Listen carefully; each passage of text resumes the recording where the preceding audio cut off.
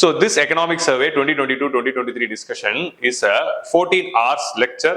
We have divided this 14 hours lecture into 6 videos and uploaded in the KingMakers IAS Academy's YouTube channel, and all these 6 videos are compiled as a playlist and it is posted in the YouTube channel. So watch all the 6 videos in the playlist. Come, let's go into the session. So this is with respect to inflation. நம்ம next பார்க்கக்கூடிய macroeconomic variable வந்து external sector. இந்த diagram ஞாபகம் இருக்கா? எல்லாரும் ஒரு அடி பாருங்க.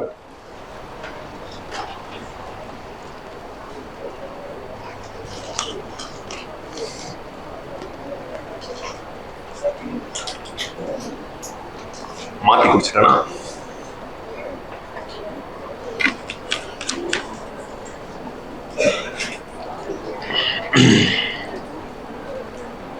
ஸோ நம்ம வந்து நேத்திக்கு ஒரு டயக்ராம் பார்த்தோம் ஃபிஸ்கல் பாலிசிக்கு, ரெவன்யூ அக்கௌண்ட், கேபிட்டல் அக்கௌண்ட் அப்படிங்கிறதுக்கு. இது வந்து balance of payment account. So external sector அப்படிங்கிற சாப்டர்ல நம்ம டிஸ்கஸ் பண்ணக்கூடிய கான்செப்டே என்ன அப்படின்னா, how everything in this index fade in the last 1 year. Okay, so balance of payment account is the total financial account of India with respect to external world. Budget account is only for the government. Balance of payment account includes all, both government and private and individuals. எல்லாரோட entire country as a whole உடைய வெளிநாட்டுக்குள்ள இருந்த financial relations. So that is balance of payment account. So double entry bookkeeping account, credit and debit ரெண்டுமே note பண்ணுவாங்க. So உள்ள எவ்வளவு வந்துச்சு, வெளியே எவ்வளவு போச்சு, அதோட net value. So net exports, export minus import. Net services, export minus import. Net factor income. So India income earned by the Indians, income earned by the foreigners. So அந்த மாதிரி எல்லாமே net values தான் இருக்கும். External commercial borrowings நெட்ல தான் calculate பண்ணுவாங்க. இதுவும் நெட்ல தான் இருக்கும். Government borrowings and foreign direct investment, portfolio investment. உள்ள எவ்வளவு வந்துச்சு மைனஸ் வெளியே எவ்வளவு போச்சு, எல்லாமே அந்த மாதிரி தான் they will be calculating. So அதோட டோட்டல் வேல்யூ. இப்போ இது எல்லாம் எப்படி ஃபங்க்ஷன் ஆச்சு அப்படிங்கிறது பார்க்கறது தான் எக்ஸ்டர்னல் செக்டர். இது கொஞ்சம் வாட்ச்ஃபுல்லாக தான் இருக்கணும், ஆனால் ஹோப்ஃபுல். ஓகேவா, கொஞ்சம் கேர்ஃபுல்லா கொஞ்சம் கவனிச்சு இருக்கணும், கேஷியஸா இருக்கணும். ஏன்னா நம்ம பார்த்துட்டு இருக்கோம் எக்ஸ்டர்னல்ல இருந்து lot of triggers are coming with respect to politically and geopolitically and economically எல்லா ஆஸ்பெக்ட்ஸ் வந்து இருக்கு. ஸோ அதுல வந்து கொஞ்சம் வாட்ச்ஃபுல்லா இருக்கலாம், ஆனால் ஹோப்ஃபுல். நம்ம வந்து ஹோப்ஃபுல்லா இருக்கலாம் அப்படின்னு சொல்றாங்க. இந்த வார்த்தைகள்லாம் நல்லா இருந்தது. நீங்க இந்த இந்த இந்த எக்கனாமிக் சர்வேல இருக்க எல்லா சாப்டர்ஸோடைய இந்த அடமொழிகள்லாம் சும்மா பார்த்து வச்சுக்கோங்க. இது எதுக்கு யூஸ் பண்ணலாம் அப்படின்னா, எஸ்ஏக்கு இப்படிதான் சைட் ஹெட்டிங் எழுதணும். சைட் ஹெட்டிங்லாம் இந்த மாதிரி விதவிதமா ஏதாவது இப்போ சைட் ஹெட்டிங் போடும்போது ஜென்ரலா எக்கனாமிக் ரீசன்ஸ் அப்படின்றதுனா கொஞ்சம் ஒரு மாதிரியா இருக்கும்ல. வாட்ச்ஃபுல் அண்ட் ஹோப்ஃபுல் அப்படின்னா அவங்களே கரெக்ட் பண்றவங்க யோசிக்கணும், ஓ என்ன வாட்ச்ஃபுல் ஹோப்ஃபுல் என்னென்னமோ சொல்றானே அப்படின்னு. ஸோ இந்த மாதிரி இந்த எக்கனாமிக் சர்வேல இருக்கிற இந்த சப்ஹெட்டிங்ஸ் எல்லாமே கொஞ்சம் பார்த்துக்கோங்க, எஸ்ஏல யூஸ் பண்ணுங்க. ஸோ ஏன்னா எஸ்ஏ வந்து டஃப் ஆச்சுன்னா நம்ம அதை விட டஃபா போகணும். ஓகே, ஸோ அந்த டஃப்க்கு நம்ம ரெடி ஆகணும். So let us start with the external sector.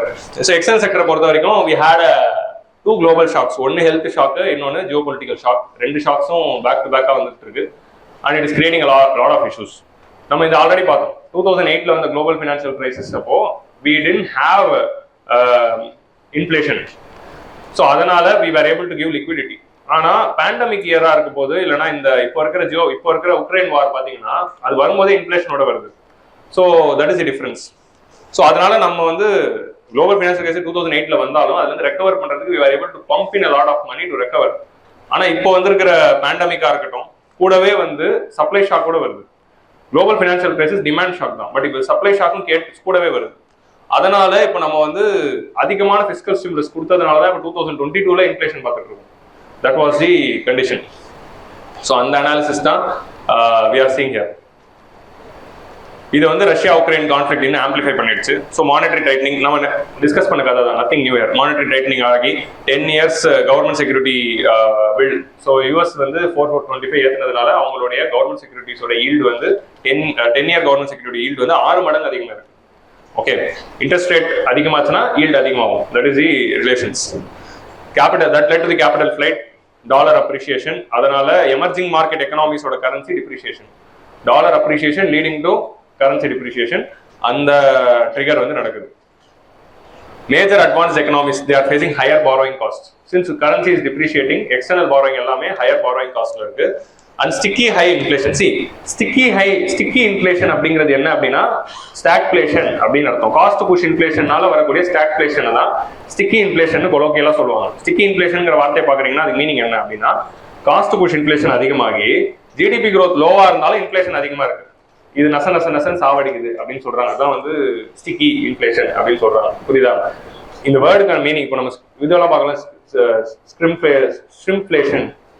ஷ்ரிங்க்ஃப்ளேஷன் அந்த மாதிரி ஷ்ரிங்க்ஃப்ளேஷன்ன்ற அப்படின்னா எறாவோட விலை அதிகமா இருக்கு. ஸோ அந்த மாதிரி இந்த வேர்டு பார்த்துக்கோங்க. ஸ்டிக்கிங்கிற வார்த்தை இன்ஃப்ளேஷன்ல யூஸ் பண்ணாங்கன்னா it means cost push inflation or stagflationary conditions அப்படின்னு அர்த்தம். ஓகே, ஸோ அது ஒரு வாட்டில் போயிட்டு இருக்கு. Volatile commodity markets, uncertain global economic growth, இது எல்லாமே வந்து it is creating tightening. Global growth இதனால வந்து 6ல இருந்து 3.2க்கு டவுன் கிரேட் பண்ணிட்டாங்க போன வருஷம். இந்த வருஷத்துக்கு அதை 2.7க்கு ஆகிட்டாங்க. 2021ல 6 நம்ம பிளான் பண்ணது வந்து ஏன்னா அது வி ஷேப்னால 6, அது இப்போ 3க்கு குறைஞ்சிருச்சு. 3 குறைஞ்சது இன்னும் 2.7 குறைஞ்சிருக்கு. ஏன்னா global situation, Ukraine conflict is creating the problem. So the globalise and integrated trade is very essential. So இந்த மாதிரி டைம்ல என்ன நடக்குது? ஸோ இந்த உக்ரைன் கான்ஃபிளிக்ட்னால நடந்த சப்ளை ஷாக்ல ஒரு ரிசல்ட் என்ன அப்படின்னு பாத்தீங்கன்னா, நம்மளுடைய லாஸ்ட் இயர் இந்த 2022-23 இந்த 2022-23 is divided into 4 quarters and 2 halves. புரியுதா? ஃபர்ஸ்ட் 2 ஹாஃப்ல வந்து global demand was high. Even though inflation வந்தாலும் குளோபல் டிமாண்ட் ஹையா இருக்கு. ஏன்னா 2021-22ல எக்கனாமி ரெக்கவர் ஆனதுனால குளோபல் எக்ஸ்போர்ட்ஸ்லாம், குளோபல் டிமாண்ட்லாம் அதிகமானதுனால நம்ம இந்தியன் எக்ஸ்போர்ட்ஸ்லாம் அதிகமா இருந்துச்சு, குளோபல் டிமாண்ட் அதிகமா இருந்துச்சு. அதோட after effect it was continuing in the next year also. Next year ஏப்ரலுக்கு அப்புறமாவும் கண்டினியூ ஆகுது. ஸோ போன வருஷத்தோட ஃபர்ஸ்ட் ஹாஃப் ஃபுல்லாவுமே வந்து அதே குளோபல் டிமாண்ட் இருந்தது, நம்மளோட எக்ஸ்போர்ட் நல்லா போச்சு. இந்த உக்ரைன் கான்ஃபிளிக்டோட எஃபெக்ட் வந்து எப்போ வந்து குளோபல் ட்ரேடில் எஃபெக்ட் ஆகுது அப்படின்னு பாத்தீங்கன்னா, second half of the last year. போன வருஷத்தோட செகண்ட் ஹாஃப்ல தான் உக்ரைன் கான்ஃபிளிக்டோட எஃபெக்ட் ஃபீல் ஆகுது. அதனால global demand started to decline in the second half of 2022-23. அதனால நம்மளுடைய எக்ஸ்போர்ட்ஸும் போன வருஷத்தோட செகண்ட் ஹாஃப்ல இருந்து குறைஞ்சிக்கிட்டு இருக்கு. So that is the trend which is happening. So 2021-22 உடைய demand it continued as a momentum till first half of the 22-23. ஆனா அதோட செகண்ட் ஹாஃப்ல now we are in the second half of 22-23. இப்போ வந்து global demand has come down. So in the present globalized அந்த மாதிரி இருக்கும்போது global tradeம் கொஞ்சம் weaken ஆயிட்டு இருக்கு. And trade is a very important essential aspect for any developed country. இந்த code நல்லா இருந்ததுன்னா எடுத்துருக்கேன். So in the present globalized integrated world, trade is an essential for developing countries to reap the benefit of increased globalization. It is well recognized that trade is not an end to itself, but a means to for a balanced, equitable and sustainable development. So trade is not an end, ஆனா balanced, equitable, sustainable development நம்ம reach பண்றதுக்கு it's a very important means அப்படின்னு சொல்றாங்க. Okay, so அதனால தான் குளோபலைசேஷன்ல global trade அதிகமாக when the global trade is increasing, that is creating the demand and supply in India, that is also catering to the demand and supply of the world. இதனால இந்தியால ஒரு business அதிகமாகும், foreign investments வரும், இதனால Indian economy அதிகமாகும். that will lead to spillover effect, that will create more demand and more trade. So அதான் globalisation அப்படிங்கிற அந்த கான்செப்டோடைய effect. So that is what we are seeing. So global trade வந்து எந்த அளவுக்கு perform பண்ணிட்டு இருக்கு அப்படிங்கறத மெஷர் பண்றதுக்கு நம்ம கொண்டு வந்த இண்டிகேட்டர் தான் global trade to world trade to GDP ratio. Global trade by global GDP. அது வந்து வேர்ல்டுக்கு வந்து 50 to 60% அது போயிட்டு இருக்கு. 2022ல 52ல இருந்துச்சு. So at present it is 52% of global GDP. Global total value of trade happening in the world divided by global GDP is 52%. Indiaவோட trade to GDP ratio value வந்து it is almost 50%. Sorry, 46% in the 2021 and 50% currently. So நம்மளும் வந்து world நம்ம ஜிடிபிக்கு நம்ம பண்ற ட்ரேடும் world GDP world பண்ற ட்ரேடும் கரெக்டாக தான் இருக்கு. So our trade to GDP ratio is almost same as global trade to GDP ratio. Okay, so அதனால India as a globalise country, we are very well globalised அப்படிங்கிறதுக்கு ஒரு இண்டிகேஷன் தான் இருக்கு. உங்களுக்கு புரியுதா? நம்ம நல்லா குளோபலைஸ்டா இருக்கும். கோவிட் இன்டியூஸ் டிஸ்ரப்ஷன்ஸ்னால ஃபர்ஸ்ட் ஹாஃப்ல நான் சொன்ன அந்த கதை, it experience resilience in the first half of 2021-22. ஆனா ரஷ்யா உக்ரைன் கான்ஃபிளிக்ட்னால இட் சேஞ்ச்ட். ஸோ இது சேஞ்ச் ஆனதுக்கு காரணம் என்ன? குளோபல் லெவல்ல அக்ரெசிவ் மானிட்டரி டைட்டனிங் பண்றதுனால, இன்ட்ரெஸ்ட் ரேட்லாம் ஏற்றிட்டதுனால, லிக்விடிட்டி அவைலபிலிட்டி கம்மியா இருக்கிறதுனால குளோபல் டிமாண்ட் குறைஞ்சிருக்கு. ஸோ அதனால இந்தியாவோட எக்ஸ்போர்ட்ஸும் குறையும் அப்படிங்கிறதான் we are telling. So that is the reason. WTOட கூட்ஸ் ட்ரேட் பேரோமீட்டர் இண்டெக்ஸ் அப்படின்னு ஒன்று இருக்கு. So goods trade barometer index is released by WTO. அந்த இண்டெக்ஸ் கேட்கல ஒரு 3 வருஷமா. நம்ம இந்த இன்ஸ்டியூட்ஸ் தான் பேசுறதெல்லாம் ஒட்டு கேட்கறாங்க. இது வரும்னு சொல்றதெல்லாம் கேட்கறது இல்லை. நம்ம எதெல்லாம் வராதுன்னு சொல்றோமோ அதை தான் கேட்கறான். ஸோ அப்போ நான் வராதுன்னு சொல்றதையும் சேர்த்து படிச்சு so WTO Goods Trade Barometers Index ஒரு 5 வருஷமா கண்டினியூஸா இண்டெக்ஸ் கேட்டுட்டே இருந்து தப்பு நிறுத்தினான். ஸோ உஷாராயிட்டாங்க. So WTO Goods Trade Barometers Index வந்து it is slowing down. That is the trend here.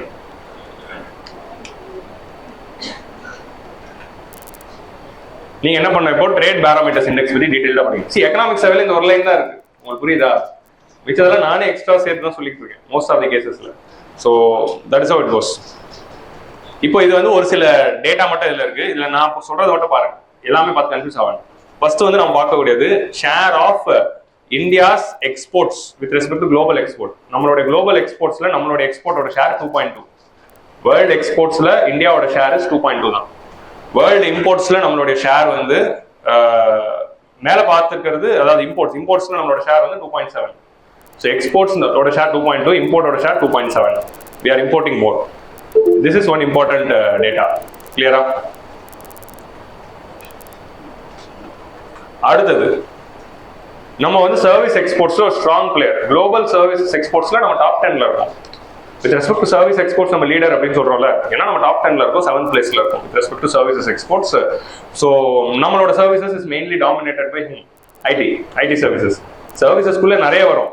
நம்ம 7வது தானா அப்படின்னு ஷாக் ஆகாதீங்க. நமக்கு முன்னாடி இருக்கிறவங்க அதர் சர்வீசஸ்ல இன்னும் strong. Like for example financial services இருக்கு, பேங்கிங் சர்வீசஸ் இருக்கு. சிங்கப்பூர்லாம் it's very strong player with respect to financial services. So எல்லாமே தான் சர்வீசஸ். ஸோ அதுல நம்ம வந்து shipping services is very important service. Okay, so global shipping. So அதுல நம்ம எதுல ஸ்ட்ராங்கா இருக்கும்னா ஐடி செக்டர்ல we are in the 7th position. So 2.2, 2.7, 7 இது மட்டும் ஞாபகம் வச்சுக்கோங்க. ஆன்சர் ரேட்டிங்ல இந்த மாதிரி டேட்டா வந்து தேவைப்படலாம். எக்ஸ்போர்ட் இம்போர்ட் பத்தி ஏதாவது எழுதுறீங்க அந்த மாதிரி டைம்ல, குளோபல் ட்ரேட் குளோபலைசேஷன் பத்தி எழுதுறீங்க அப்படிங்கிறது you can use it.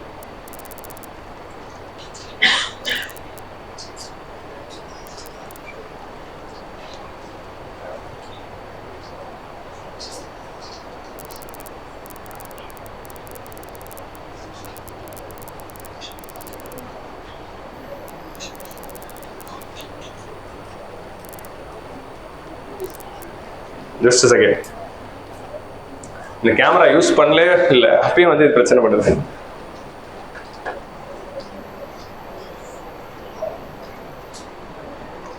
We are not using Zoom, but இருந்தாலும்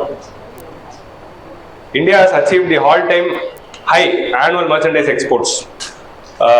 லாஸ்ட் இயர்ல வந்து நம்ம வந்து ஒரு ஆல் டைம் ஹை, இந்தியாவுடைய ஹிஸ்டரியிலே ஹையஸ்ட் அமௌண்ட் ஆஃப் எக்ஸ்போர்ட்ஸ் நம்ம எப்போ ரீச் பண்ணோம்னா போன வருஷம் தான், 2021-22. சி ஃபினான்ஷியல் இயர் 22னா 21-22 சொல்றோம், நாட் தி கரண்ட் இயர். இன்னும் கரண்ட் இயர் முடியல. கரண்ட் இயர்னா இப்போ நம்ம 22-23ல இருக்கும். சி நீங்க எல்லாம் ஃபினான்ஷியல் இயர்ல தானே டியூனா இருக்கீங்க. ஏப்ரல் டு மார்ச் எகனாமிக் சர்வேல நம்ம பேசுறது எல்லாமே ஏப்ரல் டு மார்ச் தான். Okay, so last year was the global all time high of India's exports. However, it got moderated in the current year. Petroleum products continued to be. So, India would exports la edu major product. What is the largest exporting na petroleum products. Nammaloda export liyum petrol da, import liyum petrol da. Import la irukkiradhu crude oil, which is a raw material. Export la irukkiradhu finished goods, which is a petrol or diesel and mari vishayangal. India is having one of the largest refinery capacity. So, adanal petroleum products nama strong. Import la crude oil, export la petroleum products. So petroleum products தான் வந்து largest share. Second இடத்துல இருக்கிறது gems and jewellery. நம்ம வந்து டைமண்ட்ல வந்து largest. இப்போ ரீசெண்டா கூட நேற்றுக்கு ஏதோ ஒரு நியூஸ் வந்தது, நம்ம நிறைய கோல்டு வந்து கண்டுபிடிச்சிருக்கோம் அப்படின்னு. ஆந்திராலயா, ஒடிசால, ஜம்மு அண்ட் காஷ்மீர்ல லித்தியம், ஒடிசால கோல்டு. ஸோ இன்னொரு KGF ஆரம்பிக்க போகுது ஒடிசால. இன்னொருத்தர் வந்து 8 பேர் பாலிஷ் போட போறாரு. So gems and jewellery sector வந்து is the second. Organic, inorganic chemicals வந்து third, drug and pharmaceutical fourth. So இதுதான் வந்து top 4 of our exports. போன வருஷம் எல்லாம் டயக்ராம் கொடுப்பாங்க, பை சார்ட்லாம் போட்டு. இவர் இன்னைக்கு கொடுக்கல, அனந்த் வந்து டயக்ராமே கொடுக்கல. இது ஆக்சுவலி எகனாமிக் சர்வேல அந்த டேபுலர் காலம் இல்ல. இந்த வாட்டி எகனாமிக் சர்வேல இருக்க பிரச்சனை என்னன்னா, நிறைய டேபுலர் காலம் which you used to discuss, it is not there in the economic survey, it is there in the appendix. இதுல நிறைய விஷயங்கள் appendix தான் எடுத்து இங்க போட்டுட்டு இருக்கேன். ஏன்னா முன்னாடி எகனாமிக் சர்வேல இருந்தது பின்னாடி போயிடுச்சு. So organic, inorganic chemicals and drugs and pharmaceuticals. So அதே மாதிரி வந்து எதுலாம் ஹை க்ரோத் இருந்தது. சி இது டாப் 4 அது. இது ப்ரிலிம்ஸ் பாயிண்ட் ஆஃப்ல தேவை. ஏன்னா UPSC இதுலயே கேட்டிருக்கான், எந்த சீரியல்ஸ்ல நம்ம லார்ஜஸ்ட், இது எதுல லார்ஜஸ்ட் இம்போர்ட், அந்த மாதிரிலாம் ப்ரிலிம்ஸ்ல ஒரு ஒன்லைனர் கொஸ்டின் எப்பவுமே வருது. ஸோ டாப் 4 தெரிஞ்சு வச்சுக்கோங்க எக்ஸ்போர்ட்ஸ்ல. சிக்னிஃபிகன்ட் ஸ்ட்ரைட்ஸ் வந்து நம்ம எதுல ஹையஸ்ட் growth ரேட் நம்ம அதிகமா வந்து போன வருஷம் ரெஜிஸ்டர் பண்ணது pharmaceuticals, electronic goods, engineering goods. இதுல தான் வந்து ஹை growth ரேட் இருந்தது compared to previous year. Previous இயருக்கு இந்த வருஷத்துக்கும் கம்பேர் பண்ணும்போது இதெல்லாம் ஹை growth ரேட் இருந்தது. பட் ஷேர்ல இதுதான் டாப் 4. உங்களுக்கு புரிஞ்சுச்சா? Pharmaceuticals is booming in the last 2 years mainly because of the effect of pandemic. Pandemicல since we are the supplier of the vaccines இருந்ததுனால that is playing a major role. But அந்த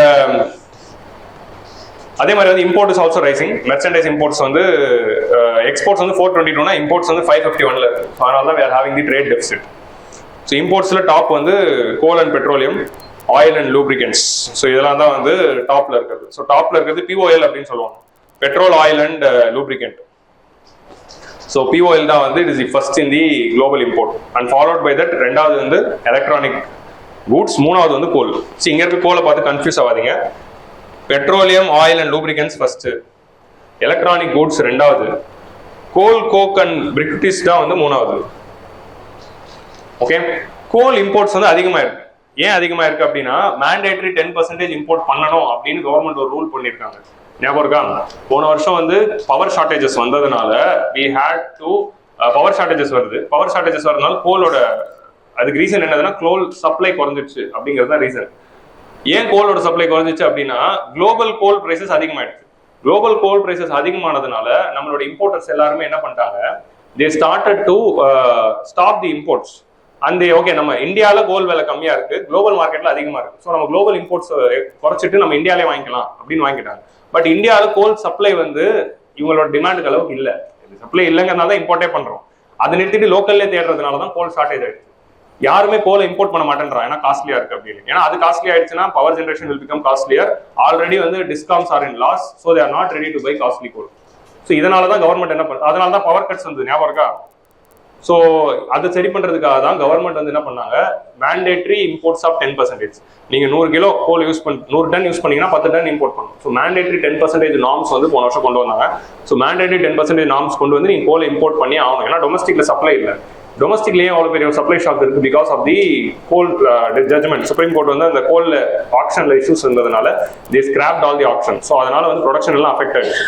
but still government is taking a lot of steps in the recent times to make the availability of coal. ஆனால் still வந்து domestic demand is not matching the production. Demand is higher than the domestic production. So அதனால தான் we are importing. அந்த mandatory 10% நீங்க import பண்ணியே ஆகணும் அப்படின்ட்டாங்க. ஏன்னா நீங்க இம்போர்ட் பண்ணி காஸ்ட்லியா வந்தாலும் பரவாயில்ல, அதுக்கு ஏதாவது லாஸ் தான் நான் கொடுக்குறேன், நீங்க காஸ்ட்லி இதை இம்போர்ட் பண்ணி கரண்ட்டை ஜென்ரேட் பண்ணுங்க அப்படின்னு சொல்லி மேண்டேட்டரி 10% நீ ஆஃப் இம்போர்ட் அப்படின்னு சொல்றாங்க. எக்ஸ்ட்ரா பணமாச்சுன்னா நான் கொடுக்குறேன் அப்படின்னு கூட சொல்லிட்டாங்க. அந்த 10% நார்ம் கொண்டு வந்ததுனால தான் கோல் வந்து மூணாவது இடத்துல. Okay, so just understand this thing. இது வந்து நம்ம ஏதோ ஒரு எடிட்டோரியலே டிஸ்கஸ் பண்ணோம். எந்த நம்பருங்கிறது வரும், நான் போட்டிருந்தேன், வரும் அடுத்த ஸ்லைட்ஸ்ல வரும். ஸோ புரிஞ்சுச்சா? இம்போர்ட்ல டாப் 3 எது, எக்ஸ்போர்ட்ல டாப் 3 எது, அது மட்டும் போதும். கோல் மூணாவது இடத்துக்கு வந்திருக்கு அப்படிங்கிறது ஞாபகம். ஸோ ட்ரேட் டெபிசிட் வந்து வைடன் ஆயிட்டு இருக்கு, ஏன்னா எக்ஸ்போர்ட்ஸ் அதிகமா இருக்கு அப்படிங்கிறதுனாலையும் இம்போர்ட்ஸ் அதை விட அதிகமா இருக்குங்கிறதுனாலையும் சாரி இம்போர்ட்ஸ் அதிகமா இருக்கிறதுனால. ஸோ யூஎஸ்ஏ நம்மளுடைய எக்ஸ்போர்ட் டெஸ்டினேஷன்ல நம்மளுடைய ஃபேவரட்ல வந்து போன வருஷம் இருந்தது யூஎஸ்ஏ, UAE அண்ட் சைனா. மூணாவது இடத்துல சைனா இருந்தது. மூணாவது இடத்துல இருந்த சைனாவை வந்து நெதர்லாண்ட்ஸ் வந்து தள்ளிவிட்டு மூன்றாவது இடத்தை பிடித்துள்ளது. ஸோ நெதர்லாண்ட்ஸ் தான் வந்து இன்னைக்கு மூணாவது இடம். ஓகே, நம்மளோட எக்ஸ்போர்ட் டெஸ்டினேஷன்ல Netherlands came to the 3rd spot. Next வந்து இம்போர்ட்ஸ். இம்போர்ட்ஸ் வந்து போன வருஷம் மாதிரி தான், சைனா, UAE அண்ட் USA. அப்புறம் ரஷ்யா வந்திருக்காங்க. ரஷ்யா வந்து பேக்ல இருந்து 4வது இடத்துக்கு ஜம்ப் பண்ணிருக்காங்க இம்போர்ட்ஸ்ல. ரொம்ப பின்னாடி இருந்த ரஷ்யா வந்து போன டாப் 10ல கூட இல்ல, போன டாப் 10ல இருந்தாங்க, 9th ஏதோ இருந்தாங்க, இப்போ இம்ப்ரூவ் ஆகி 4th வந்திருக்காங்க because of the oil imports. And imports from China has declined in the previous year. ஏன்னா government took a few steps to avoid imports from China. எதெல்லாம் பண்ண முடியுமோ பண்ணலாம் அப்படின்னு சொல்லி. ஸோ அதனால சைனாவோட share in the imports has come down. So this is one trend. இது ஒரு ஸ்டேட்மெண்டா வரலாம், the imports from China is declining அப்படின்னு ஒரு ஸ்டேட்மெண்ட் கொடுக்கலாம். கரெக்டா? ஸோ சைனாவோட imports is declined to 13.8% during the first half.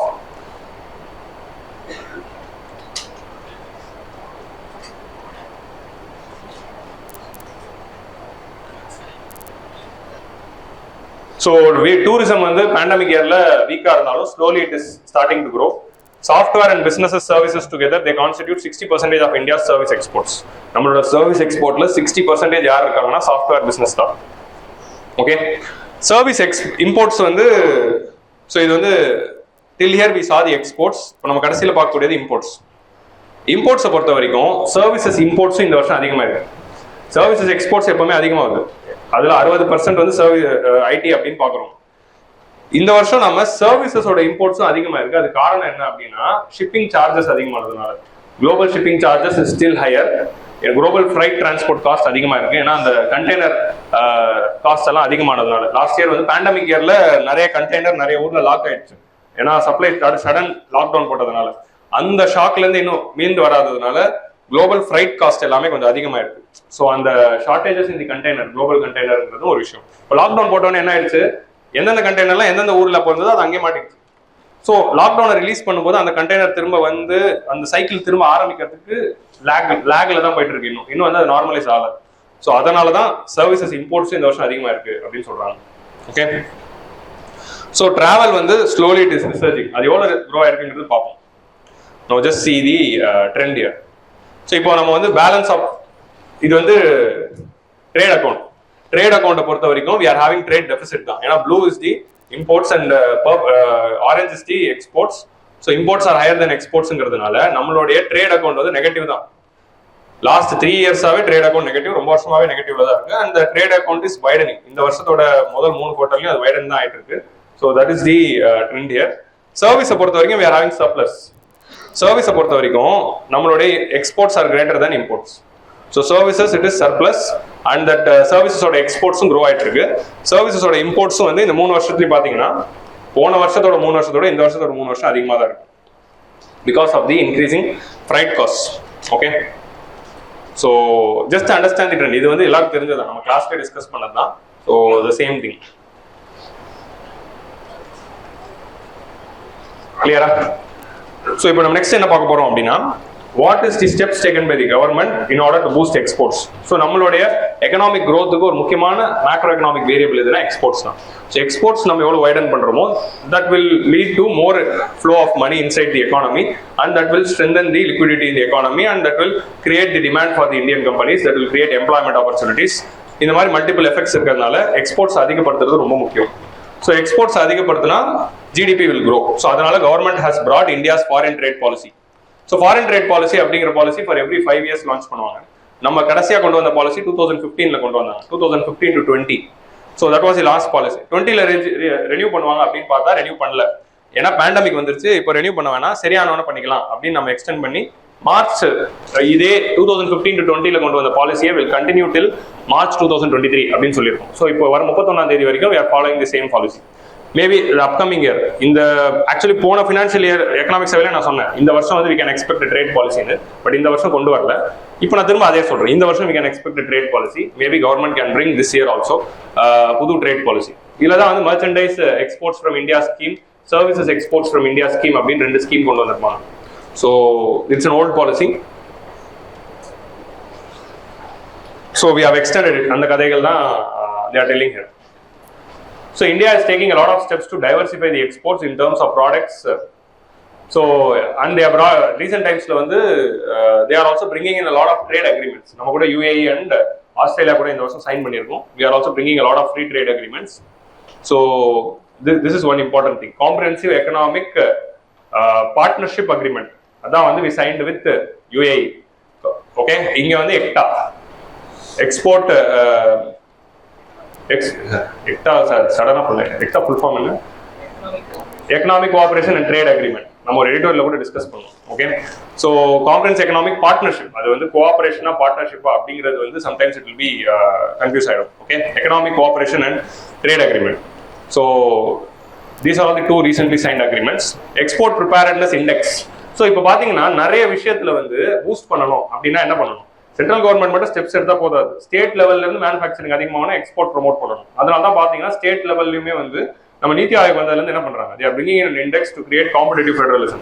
So அதுல ஒரு முக்கியமான விஷயம் தான் export preparedness index. Export preparedness index வந்து கொண்டு வந்து எக்ஸ்போர்ட் ப்ரிப்பேர்ட்னஸ் இண்டெக்ஸ் கொண்டு வந்து they are evaluating the performance of a lot of states and we are ranking them. So இது மூலமா நம்ம அந்த ரேங்கிங்ஸ் கொடுக்கும்போதே யார் முதலிடத்தில் வருவாங்க, ஏன்னா முதலிடத்தில் வந்தா அட்வர்டைஸ்மெண்ட்ல போட்டுக்கலாம். ஸோ அதனால வந்து முதலிடத்துல எந்த ஸ்டேட் வருது அப்படிங்கிறதுக்கு வந்து காம்படிஷன் இருக்கும். அதனாலே நிறைய பேர் நல்லா பெர்ஃபார்ம் பண்ணுவாங்க அப்படிங்கிறதுனால தே வில் கம். ரீசெண்டாக கூட நம்ம ஊர்ல நிறைய அட்வர்டைஸ்மெண்ட் பார்த்துருப்பீங்க. ஸோ அதனால வந்து that is impact of competitive federalism. So ட்ரேடை பூஸ்ட் பண்றதுக்காக நம்ம எடுத்த இன்னொரு முக்கியமான ஸ்டெப் வந்து லாஸ்ட் இயர் என்ன. ஸோ ட்ரேட் பாலிசி இந்த வருஷம் புதுசே வரப்போகுது. ஸோ பழசு நம்ம ஹோல்ட்ல வச்சுக்கலாம், புதுசு பார்த்துக்கலாம். International trade settlement through Indian rupees. So vostro account ஒன்று ஆரம்பிச்சு ருபி ரபிள் மெக்கானிசம் கொண்டு வந்திருக்கோம். ஏன்னா இம்போர்ட் ஆயில் பிரைசஸ் அதிகமாயிட்டு இருக்கு. நம்ம வந்து இன்ஃபிளேஷன் அவாய்ட் பண்ணோம்னா we need to buy cheap oil. So அதுக்கு வந்து நம்ம ரஷ்யா கிட்ட இருந்து வாங்கணும். ரஷ்யா கிட்ட இருந்து வாங்க முடியல, ஏன்னா சாங்ஷன்ஸ் போட்டாங்க. You can not have financial transactions with Russia using western network and western currencies. So automatically you have to use your own currencies. So அதுக்கு தான் நம்ம ருபி ரபிள் மெக்கானிசம் கொண்டு வந்தோம், வாஸ்ட்ரோ அக்கௌண்ட், நாஸ்ட்ரோ அக்கௌண்ட். ஸோ அதை கொண்டு வந்திருக்கோம், அவ்வளோதான். இந்த எக்கனாமிக் சர்வேல ஏன் அதை கொண்டு வந்தோம் அப்படிங்கிறதுக்கு ஒரு எக்ஸ்பிளேஷன் கொடுத்துருக்காங்க. What was the need, like we already discussed it. So framework involves invoicing the exports and imports in INR. So இந்தியால இருந்து நம்ம ரஷ்யா கிட்ட இருந்து இம்போர்ட் பண்றதுக்கு எல்லாமே அவங்க ருபீஸ்ல தான் அனுப்ப போறாங்க, நம்ம ருபீஸ்ல தான் பே பண்ண போறோம். Okay, so that is the important thing here. So இது கொண்டு வந்ததுக்கான அப்ஜெக்டிவ் என்ன அப்படின்னு பாத்தீங்கன்னா, பிரைமரி அப்ஜெக்டிவ் இஸ் டு, இது வந்து ஜியோ பொலிட்டிக்கலா அவங்க ரீசன் சொல்ல, primary objective is to reduce the oil prices in India. Okay, இதுதான் ஃபர்ஸ்ட் ரீசன். ரெண்டாவது reason to make rupee international currency. Government சொல்ற ரீசன்ஸை நம்ம பார்க்கணும். இதுதான் மெயின் ரீசன். நம்ம இந்தியாவில் ஆயில சீப்பா வைக்கணும், பெட்ரோல் விலை கம்மியா கொடுக்கணும், இன்ஃபிளேஷன் அப்பதான் கண்ட்ரோல் ஆகும். இது முதல் ரீசன். அப்போ யார் சீப்பா தரானோ அவங்கள்ட்ட தான் நாங்கள் வாங்குவோம். ரெண்டாவது வந்து second reason is to make rupee international currency. இப்படி நம்மளோட இம்போர்ட்ஸ் எல்லாமே when we are able to buy in rupees அப்படின்னா டாலரோட டிமாண்ட் வந்து குறைஞ்சிரும். ஆட்டோமேட்டிக்கலி ருபி மூலமாவே நம்ம ட்ரேட் பண்றதுனால எந்த கண்ட்ரி கிட்ட நம்ம ருபி மூலமா பே பண்ணி வாங்குறோமோ அந்த கண்ட்ரிக்கிட்டே ருபி இருக்கும். நாளைக்கு அந்த கண்ட்ரி அந்த ருபி வச்சுக்கிட்டே நம்ம கிட்ட இருந்து ஏதாவது வாங்கலாம். ஸோ இப்படிதான் ஒரு கண்ட்ரியா போயிட்டு நம்ம ருபியை ஸ்ட்ரென்தன் பண்ண முடியும் அப்படின்னு சொல்லியிருப்பாங்க. ஸோ அதுக்கு தான் வாஸ்ட்ரோ அக்கௌண்ட். ஸோ வாஸ்ட்ரோ அக்கௌண்ட்னா Russian bank starting an account in the India. So that is the vostro account. நம்ம இந்தியன் இதுல RBI and they signed it. So why we brought this? So rupee வந்து depreciation ஆயிட்டு இருக்கு. So depreciation of ருபியை control பண்றதுக்கு இன்னொரு விஷயம் reason என்ன, why rupee is டிப்ரிசியேட்டிங்னா டாலரோட demand அதிகமா இருக்கு. ஸோ டாலரோட டிமாண்டை குறைக்கணும், ருபி மூலமா ட்ரேட் பண்ணா ருபியோட டிப்ரிசியேஷனை அரெஸ்ட் பண்ணலாம் and reduce the demand for dollars, reduce the currency risk for traders. இப்போ நம்ம ருபியிலே இம்போர்ட் பண்ணோம்னா ட்ரேடர் பயப்பட வேண்டியதே இல்லை. இம்போர்ட் காஸ்ட்லி ஆகுமா, எக்ஸ்போர்ட் சீப் ஆகுமா, ருபி டிப்ரிஷியேட் ஆச்சுன்னா வர ரிஸ்க் என்ன, அப்ரிஷியேட் ஆச்சுன்னா வர ரிஸ்க் எதுவுமே இல்லை. If you are able to buy in rupee. So currency ரிஸ்க்ல இருந்து நம்மளால வெளியே எடுக்க முடியும். அதே மாதிரி improves the cost of doing business. So ஒரு எக்ஸ்போர்ட்டருக்கோ ஒரு இம்போர்ட்டருக்கோ இப்போ நாளைக்கு இம்போர்ட் நீங்க ருபியில தான் பே பண்ண போறீங்க அப்படின்னா அவர் தைரியமா பண்ண போறாரு. ருபி டிப்ரிஷியேட் ஆயிடுச்சுன்னா என்ன ஆகும், import is becoming costlier. So our ருபியில ஆனா அது இம்போர்ட் பண்ணியிருந்தாங்கன்னா என்ன ஆகும், தைரியமா ஒர்க் பண்ணலாம், அதனால ஃபேக்டர் காஸ்ட் அஃபெக்ட் ஆகாது. ஸோ பிசினஸ் வந்து it is going to ease. That is one thing. Less vulnerable to external shocks. So will not be affected by LNR laws and ultimately rupee will INR will become the international currency அப்படிங்கிறது தான் வந்து government சொல்லியிருக்காங்க. So note down this needs. So இது ஒரு mains கொஸ்டினா கூட expect பண்ணலாம், ப்ரிலிம்ஸ்ல கூட கேட்கலாம். What are all the likely effects of rupee ruble mechanism இல்லைன்னா rupee ruble kind of a mechanism? What are all the likely effects if rupee is becoming an international currency அப்படின்னு ப்ரிலிம்ஸ்லயே இந்த statements கொடுக்கலாம். Economic சர்வேல கொடுக்கப்பட்டிருக்க bullet points தான், அப்படியே டைரக்டா just listing it out. உங்களுக்கு புரியுதா? So இந்த மெக்கானிசம் பத்தி எப்படி இது ஃபங்க்ஷன் ஆகுது, என்ன நடக்குது, அதெல்லாம் எக்கனாமிக் சர்வேல சொல்லல. இதுக்காக இதை கொண்டு வந்திருக்கோம், அது ஆரம்பிச்சிருக்கோம் அப்படின்னு தான் சொல்லியிருக்காங்க. பட் நம்ம அதை டீடைலா டிஸ்கஸ் பண்ணியிருக்கோம் ரெண்டு இடத்துல. ஒன்னு ஆல் இந்தியா சிவில் சர்வீஸ்லயும் இருக்கு, இன்னொன்னு எடிட்டோரியல்ஸ்லயும் இருக்கு. எடிட்டோரியல்ஸ்ல ரீசெண்டா வந்து டாலரைசேஷன் பத்தி we would have discussed. So அதுல வந்து we would have seen. So ருபியை இன்டர்நேஷனல் கரன்சி ஆக்கிறது தான் எய்ம் அப்படின்னா, what is an international currency, அதுக்கு ஏதாவது டெஃபினேஷன் இருக்கும். ஸோ இன்டர்நேஷனல் கரன்சியோட டெஃபினேஷன் என்ன அப்படின்னா, குளோபல் ட்ரேட் டர்ன் ஓவர், அதாவது இன்டர்நேஷனல் கரன்சி டர்ன் ஓவர் அப்படின்னு ஒன்று இருக்கு. Foreign exchange turn over. Foreign exchange turn over அப்படிங்கிற ஒரு இண்டிகேட்டர் வச்சு தான் சொல்றாங்க, உங்க கரன்சி வந்து இன்டர்நேஷனல் ட்ரேட்ல 4% யூஸ் பண்ணா then your currency will be called as international currency. Okay, so இது வந்து ப்ரிலிம்ஸ்ல ஒரு முக்கியமான கான்செப்ட். உங்களோட கரன்சியை குளோபல் ட்ரேட்ல 4% யூஸ் பண்ணா that currency is international currency. So our currency வந்து இப்போ எவ்வளவுல இருக்கு, ஸோ நம்ம கரன்சி வந்து it is now presently at 1.6. இந்த 1.6 தான் இப்போ குளோபல் ட்ரேட்ல ருபியோட இடம். ஸோ இந்த 1.6 4 ஆக்கிட்டோம்னா ருபியை இன்டர்நேஷனல் கரன்சி ஆக்கிடுவாங்க. ஸோ அதை நோக்கின பயணம் தான் இப்போ ஆரம்பித்துள்ளோம் ரஷ்யாவுடன் இணைந்து. ஸோ அப்புறம் நம்மளுடைய நட்பு நாடுகள் எல்லாத்தையும் நாம் agreement sign பண்ணி we can convince them and we can do and we can reach and make the international currency. So global forex turnover 4% ஆகும். See the turnover of dollars. It is at the 88%. So ரெண்டு parameters இருக்கு. நம்ம எடிட்டோரியல்ஸ்ல ஒரு parameter பேசிப்போம். How much currency is in circulation அப்படிங்கிற அந்த parameters வச்சு பார்க்கும்போது dollars somewhat it will be in 65 to 66 ல இருக்கும். How much currency is used for trade அப்படிங்கிறது 88 ல இருக்கு. உங்களுக்கு புரியுதா? In the international. Why dollar became strong அந்த கதையெல்லாம் if you want you can go and see in the that particular edition of editorials. Okay, de-dollarization இப்போ ரீசெண்டா ஒரு 4 வாரம் முன்னாடி தான் பேசியிருக்கோம். ஸோ வேணா போய் பாருங்க. How dollar became dollar அப்படிங்கிறது. So steps taken to boost exports. So அடுத்து நம்ம என்ன பண்றோம்? Country wise, product wise, export promotional, council wise steps தனித்தனியா எடுக்கிறோம். Country wise. So யார் யாரெல்லாம் நமக்கு prospective buyers இருப்பாங்களோ அவங்களால கண்டுபிடிக்கிறோம். எந்தெந்த ப்ராடக்ட்டை விற்க முடியுமோ அந்த ப்ராடக்ட்டை ஃபோக்கஸ் பண்ணி டொமஸ்டிக் குவாலிட்டியும் டொமஸ்டிக் ப்ரொடக்ஷனையும் அதிகப்படுத்துறோம். ஸோ இந்த மாதிரி எக்ஸ்போர்ட் ப்ரொமோஷன் பாடிஸ்னே நிறைய இருக்கு. Agricultural product export management committee, tribal products export management authority, இந்த மாதிரி நிறைய பாடிஸ் எக்ஸ்போர்ட் ப்ரொமோஷன் பாடிஸ்னே நிறைய மினிஸ்ட்ரி ஆஃப் காமர்ஸ் கீழே இருக்கு. ஸோ அந்த பாடிஸ்க்கெல்லாம் டார்கெட் கொடுக்குறோம், உன்னோட வேலை இந்த வருஷம் இவ்வளோ அதிகப்படுத்தணும் அப்படின்னு. ஸோ இதான் எக்கனாமிக்ஸ் லெவலில் கண்ட்ரி வைஸா நம்ம ஸ்டெப்ஸ் எடுக்கிறோம். இப்போ நம்ம வந்து ஒரு புதுசா இப்போ வந்து ஒரு ப்ராடக்ட் இருக்கு, இந்த ப்ராடக்ட்டை வந்து இந்த கண்ட்ரியில நிறைய பேர் வாங்குவாங்க அப்படின்னு தெரிஞ்சு அந்த கண்ட்ரிக்கு அதை ஃபோக்கஸ் பண்ணணும். ஸோ அந்த மாதிரி ஸ்டெப்ஸ் வந்து we are taking and we are also planning to fill the gaps created by the Ukraine conflict. So அதுக்கு ஏதாவது ஃபில் அப் பண்ணலாமா? அஃப்கோர்ஸ் வீட்டில் பண்ணியிருக்கலாம், but we had the demand for wheat, we didn't do, but other products we can do if it is possible. So அதனால தான் government is trying to export, focus on exporting petroleum, cotton, yarn, textile, chemicals, engineering goods. இது எல்லாமே வந்து recent டைம்ஸ்ல கொஞ்சம் growth இருக்கிறதுனால அதே focus பண்ணலாம் அப்படின்னு சொல்றாங்க. நம்மளோட அக்ரிகல்ச்சர் ப்ராஜெக்ட்ல நம்ம ஃபோக்கஸ் பண்ணதுனால we achieved the highest ever export in the last year 2021-22 we experienced highest ever agricultural exports for India. So அது வந்து 37.8 பில்லியன் வந்து நம்ம பண்ணியிருக்கோம். ஸோ அதுல இந்த வருஷம் வந்து கவர்மெண்ட் எதனால அது நடந்துச்சுன்னா proactive support by the for the export promotion agencies. இந்த மாதிரி எக்ஸ்போர்ட் ப்ரொமோஷன் ஏஜென்சிஸ்க்கு என்னென்னலாம் ஸ்டெப்ஸ் எடுக்க முடியுமோ அதுலலாம் ease of doing business steps நிறைய எடுத்து we supported them. Online issuance of certificates like ice dash, Turant customs, இந்த மாதிரி நிறைய சாஃப்ட்வேர்ஸ் வந்து நம்ம கொண்டு வந்தோம். ஐஸ் டேஷ்னு ஒன்று இருக்கு. இதெல்லாம் எக்கனாமிக் சர்வேல இல்ல, போன வருஷம் எக்கனாமிக் சர்வேல சொன்னதை நான் சொல்றேன். Ice dash, Turant customs. துரந்த்னா இமீடியட்டா, வேகமா ஹிந்தியில. துரந்த் கஸ்டம்ஸ் இதெல்லாம் என்னதுன்னா ஒரு இம்போர்ட்டரோ இல்லை எக்ஸ்போர்ட்டரோ இல்லைன்னா யாரோ ஒருத்தர் வராங்க அப்படின்னா அவங்களுக்கு எல்லா அப்ரூவல்ஸும் வந்து இமீடியட்டா பண்ணி தருது, இ-சேவால பண்ணி தர மாதிரி.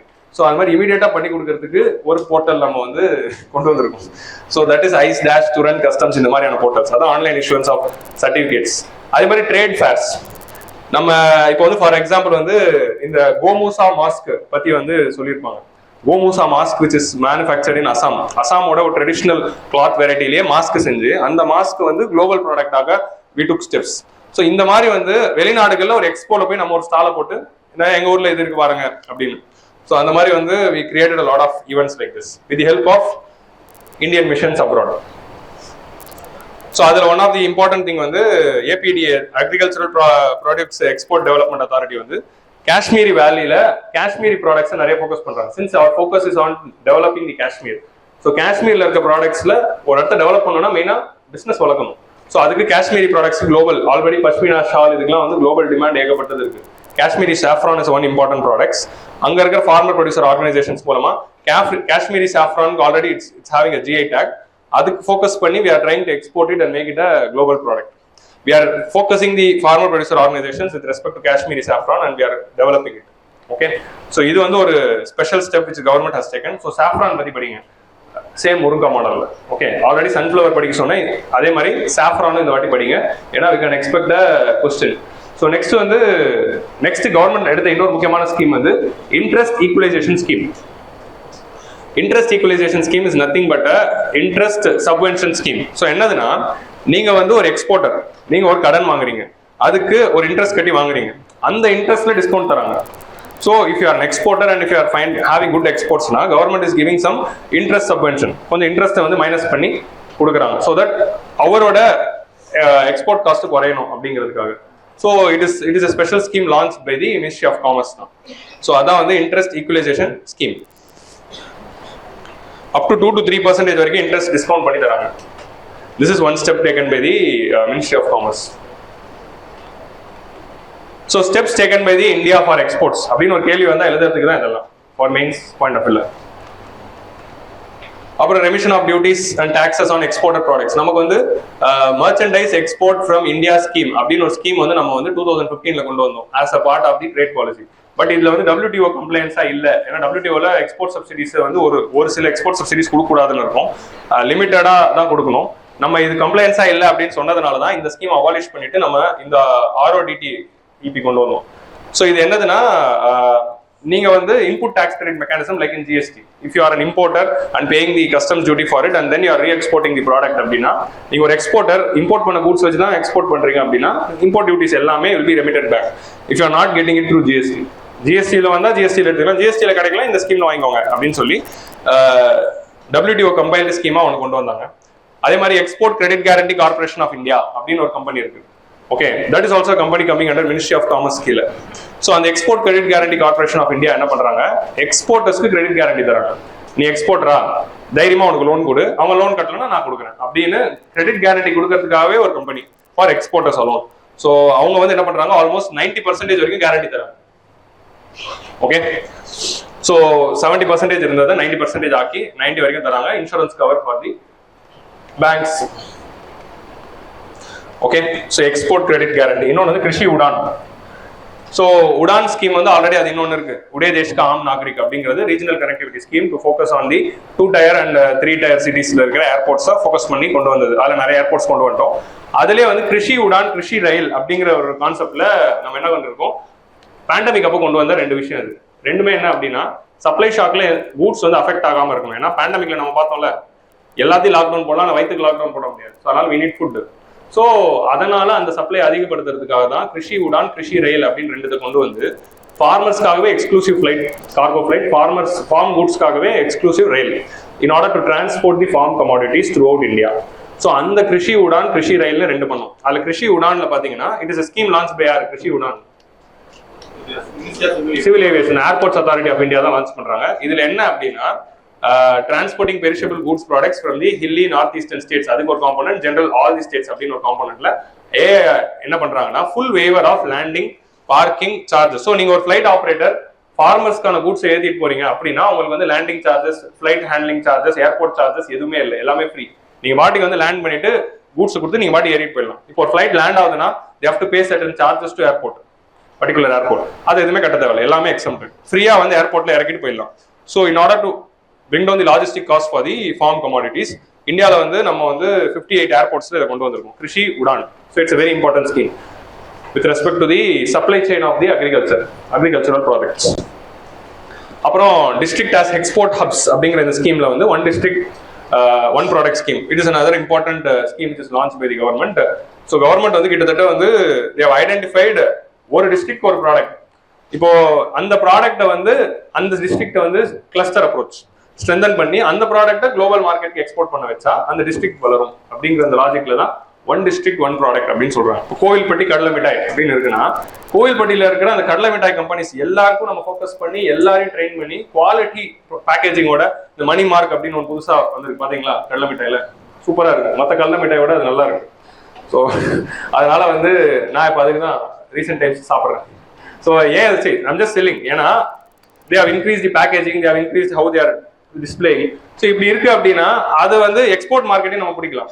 ஸோ அங்க இருக்கிற எல்லாருக்குமே அது ட்ரைனிங் கொடுத்து அது ஒரு கிளஸ்டர் ஆக்கிட்டோம்னா that they will be the global supplier of கடலை மிட்டாய் to the world. அது ஒரு குளோபல் ப்ராடக்ட் ஆகணும்னா என்ன பண்ணணும், IFS ஆஃபீஸர்ஸ் அது பண்ணணும், ஃபாரின் மிஷன்ல உட்காந்துட்டு இருக்காங்களே அது அவங்களோட வேலை. அவங்க இந்த மாதிரி இப்போ நீங்க அதான் சொல்றேன், IFS ஆஃபீஸரா இருந்தாலும் you can change the life of a person who's in the Kovilpatti. உங்க லாஜிக் புரியுதா? IFS ஆஃபீஸர்ஸ்னா நம்ம வெளிநாட்டுல போய் வேலை செய்யறோம் அப்படின்னு இல்லை, வெளிநாட்டுல போயிட்டு இந்தியாக்காக வேலை செய்யறோம். ஸோ அவங்க இந்த மாதிரி ஒரு எக்ஸ்ட்ரா எஃபர்ட் எடுத்து அங்க ஒரு மேலாவோ எக்ஸிபிஷன் வச்சு அந்த ஊர்ல இது ஒரு பெரிய சாக்லேட் ஆக்கி we can capture the thing. So அந்த மாதிரி ஒரு ஐடியால தான் ஒன் டிஸ்ட்ரிக்ட் ஒன் ப்ராடக்ட் வந்து கொண்டு வந்திருக்காங்க. அண்ட் இந்த மாதிரி ஸ்டெப்ஸ் எடுத்து தான் we are trying to focus the exports. இதோட ஒரு தொடர்ச்சியா தான் வந்து நம்ம வந்து குளோபல் ட்ரேட் அக்ரிமெண்ட்ஸ் வந்து சைன் பண்ணிருக்கோம். 94th edition போய் பாருங்க. அப்புறம் தான் ஞாபகம் வந்துச்சு, சரி இதையும் போட்டு விடலாமே. So 94th edition we discussed about the what is a trade agreement, types of trade agreements, starting from PTA to comprehensive till monetary union, fiscal union வரைக்கும் பேசியிருப்போம். ஸோ அதில் வந்து நிறைய ட்ரேடிங் மெக்கானிசம்ஸ் வந்து we have brought. So India வந்து open, equitable, predictable, non discriminatory, rule based international trading system கொண்டு வரணுங்கிறது தான் நம்மளுடைய எய்ம். இந்த வேர்ட் அப்படியே புரிஞ்சுக்கோங்க. Open, equitable, predictable, non discriminatory and rule based, இது எல்லாமே வரணும். ஸோ இதுதான் வந்து நம்ம என்ன எக்ஸ்பெக்ட் பண்ணோம்னா, நம்ம வந்து கொஞ்சம் ரூல் பேஸ்டுக்காக தான் வந்து ஆர்சிஇபியில் நமக்கு வந்து கண்ட்ரி ரூல்ஸ் ஆஃப் ஆரிஜின் கேட்டிருப்போம். ஸோ அது கொடுக்கல அப்படிங்கறதுனால வி கேம். ஸோ அந்த மாதிரி வந்து இட் ஷுட் பி ஈக்விட்டபிள். நம்ம ஆர்சிஇபிலேருந்து வெளியே வந்ததுக்கு ரீசன் வந்து ஈக்விட்டி தான். ஏன்னா our dairy farmers will be affected அப்படின்னு சொல்லி. ஸோ அதனால எங்களுக்கு கொஞ்சம் டிலே ஸ்டாகர்ட் இதுன்னு கேளுங்க. ஸோ இதுதான் நம்மளுடைய trade policy. So building blocks. So இதோட ஐடியா என்னன்னா டபிள்யூடிஓட ஐடியா. டபிள்யூடிஓட ஐடியா குளோபல் லெவல்ல ஒரு ஃப்ரீ ட்ரேட் அக்ரிமெண்ட் கொண்டு வரதான் அவங்களோட ஐடியா. அது கொண்டு வர முடியல. ரீஜனலா அங்கங்க ஒரு குட்டி இந்த மாதிரி ரீஜனல் ட்ரேட் அக்ரிமெண்ட்ஸ் கொண்டு வந்தா regional blocks will lead to the global block அப்படிங்கிற ஐடியால தான் WTO is functioning. ஸோ அந்த ஐடியால தான் வந்து WTOல free trade agreements are legal. You can have low tariffs with those countries. So நம்மளுக்கு என்ன அட்வான்டேஜஸ் இருக்கு ஃப்ரீ ட்ரேட் அக்ரிமெண்ட்னால? Expansion of India's exports, level playing field கிடைக்குது, gainer to easy access to raw material. இப்போ நமக்கு வந்து ஒரு சில இண்டஸ்ட்ரியை பூஸ்ட் பண்ணணும், அதுக்கு ரா மெட்டீரியல் அந்த நாடு கிட்ட வருதுன்னா அந்த நாட்டுக்கு ஒரு ஃப்ரீ ட்ரேட் அக்ரிமெண்ட் போட்டா இந்த இண்டஸ்ட்ரி க்ரோ ஆகும். So we can get the easiest access to the raw materials at lower cost for stimulating the domestic manufacturing. So அதே மாதிரி ஜியோ பொலிட்டிக்ஸ்க்காகவும் நம்ம ஒரு சில அக்ரிமெண்ட்ஸ் போட்டிருக்கோம். லைக் இப்போ நம்ம ஜப்பான் கூட சவுத் கொரியா கூட ஏன் பண்ணணும்? ஏன்னா லுக் ஈஸ்ட் பாலிசியில் அது முக்கியமான ரோல் பிளே பண்ணுச்சு. அகைன் எலக்ட்ரானிக்ஸ்ல அது முக்கியமான role. So all these are the reasons why we are putting the free trade agreement. 94th editionல பாத்தீங்கன்னா இன்னும் டீடைல்டா இருக்கும். சரி, எகனாமிக் சர்வேல இவ்வளவு நேரம் வந்து ஜெனரல் கதை தான். எகனாமிக் சர்வேல இதான் மெயினா சொல்லிருக்காங்க. இந்தியா இது வரைக்கும் 13 FTAs and 6 PTAs வந்து சைன் பண்ணிருக்காங்க. Okay, preferential trade agreementனா that is the first stage. It will be having only the positive list. Positive listனா இந்த ப்ராடக்ட்ஸ்க்கு மட்டும் நம்ம ட்ரேட். Free trade agreementனா நெகட்டிவ் லிஸ்ட் இருக்கும். Okay, so these are all the things. And recently we signed a partnership agreement. Comprehensive Economic Partnership Agreement. So இதுவே ஒரு கொஸ்டினா இருக்கலாம். After South Korea and Japan, recently we have signed a Comprehensive Economic Partnership Agreement with UAE as a third country. Okay, so it is a larger form of a trade agreement. Preferential trade agreement oda or highest form. Okay, Australia கூட economic cooperation and trade agreement sign பண்ணும். இது கூட one of the editorials we discussed it separately. ECTA sign பண்ணும்போது. So these are all the two things. இதனால நமக்கு என்ன லாபம், ஆஸ்திரேலியாக்கு என்ன லாபம், இதனால நமக்கு என்ன லாபம், யூஏக்கு என்ன லாபம், அந்த dimensions you have to prepare what are all the important aspects of that. Okay, UAE வந்து மெயினா வந்து அவங்க சைன் பண்ணதுக்கு one of the reasons வந்து pharmaceutical industries. So they want to get access to the pharmaceutical products அப்படிங்கிற மாதிரி they would have cited the reason. So name of the agreement கொடுத்துட்டு question கேட்கறது is UPSC ஓட favorite. The India signed this agreement with the which of the following countries? இல்லனா India signed an agreement with Australia, அதோட name என்ன இப்படி கூட கேட்கலாம். So prelims point of view this is a very important thing. Further we are currently in negotiations with yaar India, UK, India, Canada and India, European Union. So இந்த European Union கூட ஒரு 13 வருஷமா நம்மளும் tech diversion போயிட்டு தான் இருக்கும். அது இன்னும் வீக்கன் ஆகிறதுக்கு பிரெக்சிட் வந்த பிறகு அது இன்னும் டிலே ஆயிடுச்சு. ஏன்னா பிரெக்சிட் வரதுக்கு முன்னாடி யூகேவை மைண்ட்ல வச்சுக்கிட்டு தான் நம்ம நெகோஷியேட் பண்ணோம். நம்ம 13 வருஷமா நெகோஷியேட் பண்ணது எல்லாமே அட்வான். ஏன்னா யூகேவை மைண்ட்ல வச்சுக்கிட்டு பண்ணது எல்லாமே யூகே இல்லாம ரீநெகோஷியேட் பண்ண வேண்டியதா போயிடுச்சு. யூகே கூட தனியா ஒன்று பண்ண வேண்டியதா போயிடுச்சு. ஸோ இது மூணுமே இருக்கு. இதுல கிட்டத்தட்ட இது சீக்கிரம் சைன் பண்ணிடுவோம் அப்படின்னு தான் நம்ம முடிவு பண்ணுவோம். இதை சைன் பண்ணலாம்னு முடிவு பண்றதுக்குள்ள அந்த பிரைம் மினிஸ்டரே ஒரு 4 பேர் மாறிட்டாங்க. அப்புறம் கிழவி வேற செத்து போயிடுச்சு. நமக்கு அந்த வடிவேல் காமெடியில் வரும்ல, கிழவி செத்தது கூட வரலையப்பா அப்படிங்கிற மாதிரி நம்ம குயின் வந்து ஷி பாஸ்ட் அவே. So அதனால வந்து everything is getting delayed and all these things is happening. So friendly relationship with foreign states. Article 19 நல்ல லைவ் செஷன் இல்லைன்னா வந்து லைவ் செஷன் அதெல்லாம் சொல்லக்கூடாது. India has also initiated an action like அதே மாதிரி வந்து we want to renegotiate ASEAN கூட south Korea கூட சிங்கப்பூர் கூட இருக்கிற அக்ரிமெண்ட் எல்லாம் கொஞ்சம் ரீநெகோஷியேட் பண்ணலாம் அப்படிங்கிறது கேட்டிருக்கோம். ஏன்னா ஒரு சில டாரிஃப்ஸ் அண்ட் ஒரு சில விஷயங்கள்லாம் கொஞ்சம் ரீநெகோஷியேட் பண்ணி பண்ணுங்க. ஏன்னா நம்ம வந்து 2 வருஷம் முன்னாடி அந்த எக்கனாமிக் சர்வேல ஒன்று பார்த்துருப்போம். இந்த டெவலப்டு கண்ட்ரிஸ் கூட சைன் பண்ண ஃப்ரீ ட்ரேட் அக்ரிமெண்ட்னால நெட் லூசரா தான் இந்தியா இருக்கு, நெட் கெய்னரா இல்ல அப்படின்னு ஒரு அனாலிசிஸ் பார்ப்போம். ஸோ அதுல என்ன சொல்லியிருப்பாங்க தெரியுமா, நம்ம இந்த கண்ட்ரிஸ்குள்ள ரீநெகோஷியேட் பண்ணணும் அப்படின்னு சொல்லியிருப்பாங்க. அந்த வேலையை இப்போ ஆரம்பிச்சிருக்காங்க. இதான் அது வந்து அதுல ஃபர்ஸ்ட் வால்யூம்ல அனாலிசிஸ் இருக்கும். So that was the importance of the first volume. Okay, so அதுதான் வந்து we are renegotiating, planning to renegotiate. ஆனால் ஜப்பான் கூட மட்டும் பண்ணல, ஏன்னா ஜப்பான் வந்து நமக்கு ரொம்ப முக்கியமான நட்பு நாடு, இன்னும் ஆரம்பிக்கல, பட் ஸ்டில் கிளியரா. ஸோ இதான் வந்து steps taken by the government for trade. இப்போ நம்ம ஃபைனலா இல்லை, இப்போ we are now coming to the current account. Current account முடியுது. கரண்ட் அக்கௌண்டோடைய டோட்டல் நெக்ஸ்ட் காம்பனன்ட் வந்து இன்வெஸ்டிபிள்ஸ். ட்ரேட் அக்கௌண்ட் தான் இவ்வளவு நேரம் பார்த்துட்டு இருந்தோம். எக்ஸ்போர்ட்ஸ் அண்ட் இம்போர்ட்ஸ் எது லார்ஜஸ்ட் இது ஸ்மாலஸ்ட்னு பாத்தீங்களா? லார்ஜஸ்ட்ல வந்து லார்ஜஸ்ட் எக்ஸ்போர்ட் இஸ் எந்த ப்ராடக்ட் எந்த கண்ட்ரி, இம்போர்ட்ல எந்த ப்ராடக்ட் எந்த கண்ட்ரி, இது வந்து பார்த்து வச்சுக்கோங்க. இன்விசிபிளை பொறுத்த வரைக்கும் இந்தியாவுக்கு சர்வீசஸும் வந்து we are having the exports. So servicesum வந்து we are having surplus, transfers remittances we are having surplus, and India is the largest remittance receiving nation. ஓகேவா? Net factor income from abroad தான் நமக்கு நெகட்டிவா இருக்கு. Okay, so net factor income from abroad is negative. So நம்ம net factor income from abroad எங்கே பார்ப்போம்?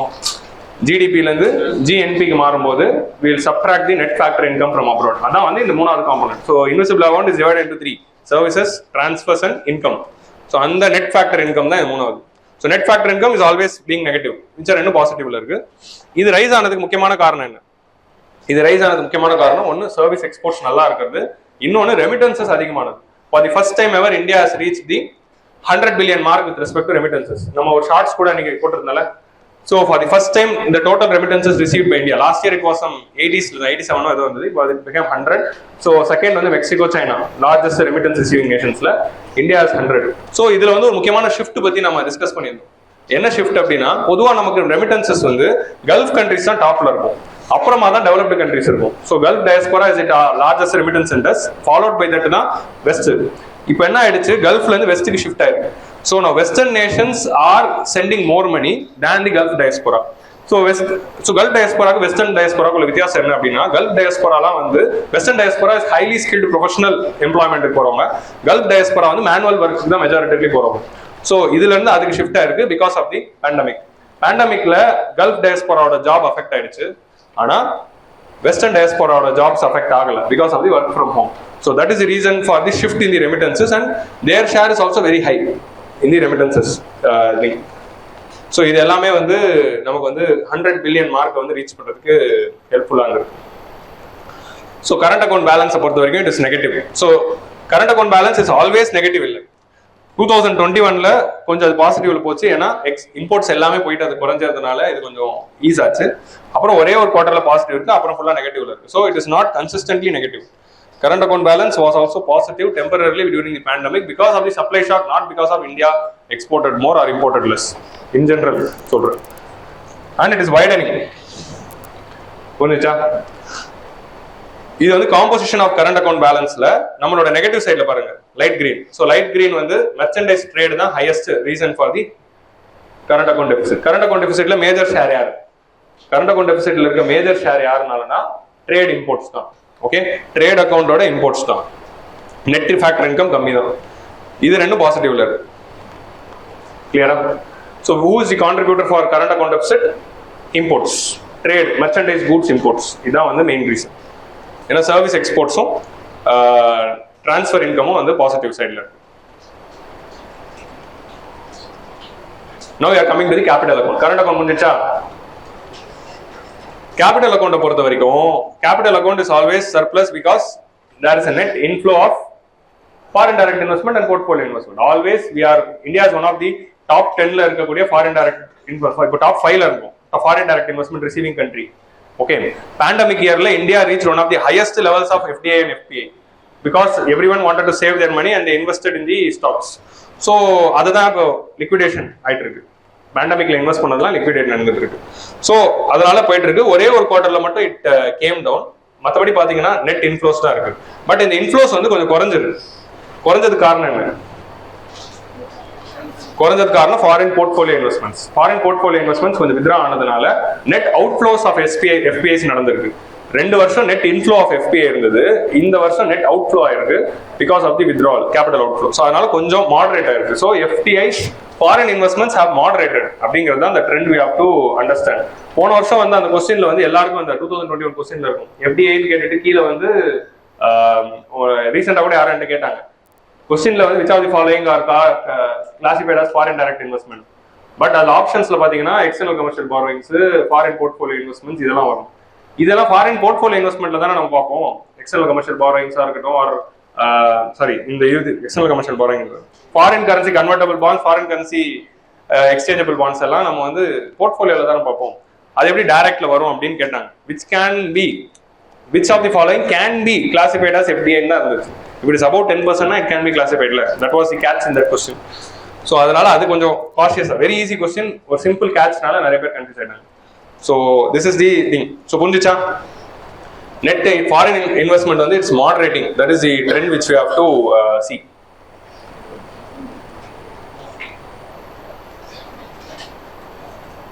So FDI inflows வந்து கொஞ்சம் குறைஞ்சிருக்கு. FDI வந்து ஹையஸ்ட் ரிசீவிங் செக்டரா இருக்கு. சாஃப்ட்வேர் நம்ம FDI ஹையஸ்ட் ரிசீவிங்கா இருந்தாலும் அது லீடிங்கா ஃபர்ஸ்ட் இருக்கிறதுக்கு சாஃப்ட்வேர், ரெண்டாவது வந்து சர்வீசஸ், மூணாவது வந்து trading. Other services mainly followed by financial services and those things. Trading, இது மூணு தான் வந்து top 3 with respect to FDI inflows. FDI receiving கண்ட்ரீஸ்ல ஒரு சின்ன மாற்றம். மொரிஷியஸ் 3வது இருந்து 2வது இடத்துக்கு வந்திருக்கு. நீ யார்? ஸோ ஃபர்ஸ்ட் வந்து Singapore, followed by that second place வந்து மொரிஷியஸ், தேர்ட் UAE. 3வது இடத்தில் டாப் 2வது இடத்துல இந்த USA 4வதுக்கு தள்ளி மொரிஷியஸ் 2வதா வந்திருக்கு. ஏன்னா மொரிஷியஸ் தான் உலகத்துல இருக்கிற எல்லாருமே பிசினஸ் ஆரம்பிச்சு இந்தியாவில் இன்வெஸ்ட் பண்றாங்க. இந்தியாவில் இன்வெஸ்ட் பண்ணனால இந்தியன்ஸே என்ன பண்றாங்க, மொரிஷியஸ்ல போய் பிரான்ச் ஆரம்பிச்சு தான் இன்வெஸ்ட் பண்றாங்க. ஸோ அதனால Mauritius is the second largest FDI receiver. Singapore is the global financial hub. So அதனால வந்து it is having the various financial institutions and companies. ஆனா மொரிஷியஸ் வந்து தான் வந்து it's the spooky reason of trade evasion, tax evasion. So top 2ல இப்போ Mauritius வந்துச்சு. நம்ம கிளாஸ் 3வது இடம்னு சொன்னா இப்போ 2வது இடத்துக்கு மாறி இருக்கு. அது மட்டும் நீங்க டாப் 10ல பாத்துக்கோங்க. போர்ட்ஃபோலியோ இன்வெஸ்ட்மெண்ட் வந்து நெட் அவுட்ஃப்ளோஸ் வந்து போன வருஷத்தோட ஃபர்ஸ்ட் குவார்ட்டர்ல நம்மளால பார்க்க முடியுது because of the monetary tightening. Okay, அப்புறம் பாத்தீங்கன்னா கொஞ்சம் திரும்ப வந்திருக்கு, பட் நெட் அவுட்ஃப்ளோல இருக்கு. நெக்ஸ்ட் எக்ஸ்டர்னல் செக்டர்ல அடுத்த காம்பனன்ட் என்ன? ஃபாரின் இப்போ கரண்ட் அக்கௌண்ட், கேபிட்டல் அக்கௌண்ட் முடிஞ்சிச்சு கிளியரா.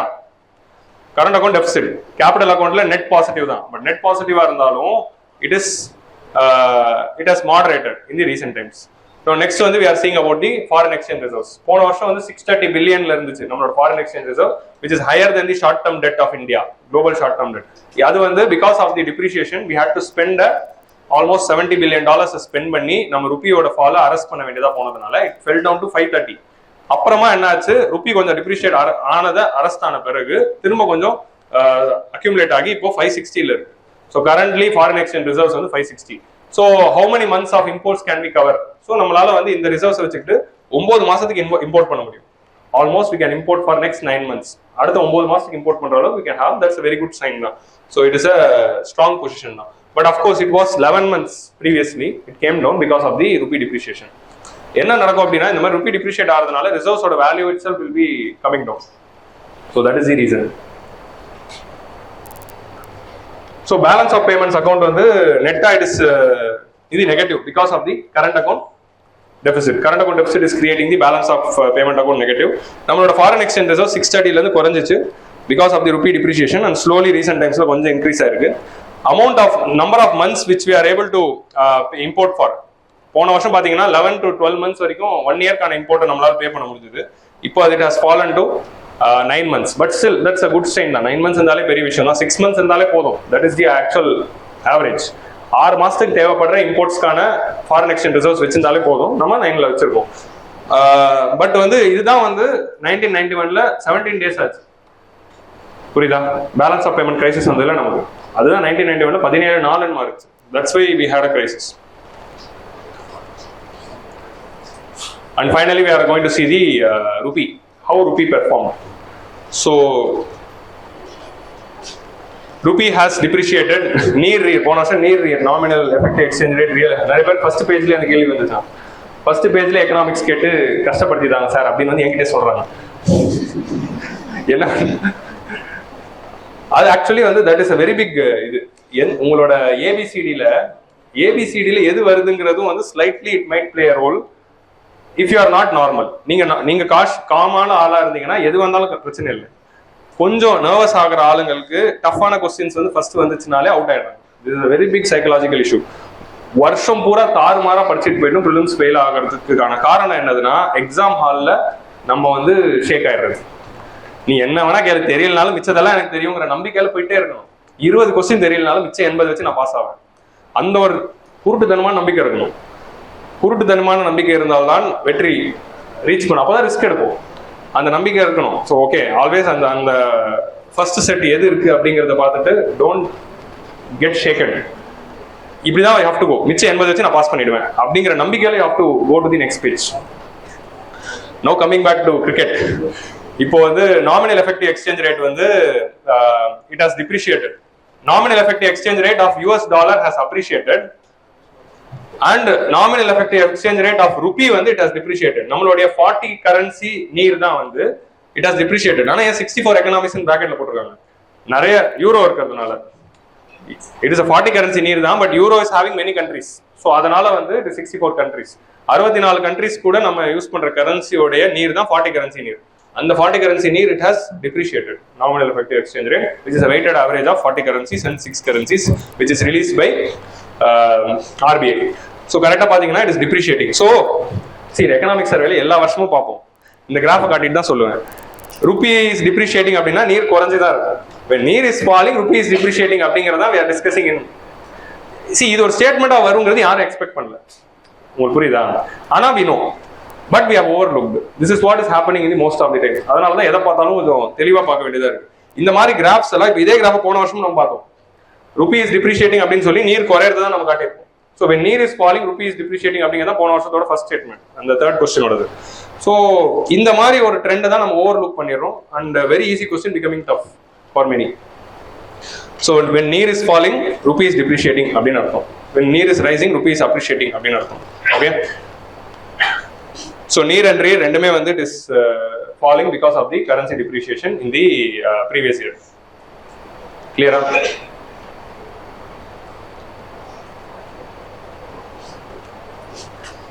ஸோ இந்தியன் எக்கனாமியில தான் நம்ம ஃபினான்ஸ் மினிஸ்டர் அது ஒரு கான்ட்ரவர்சி ஆச்சுல.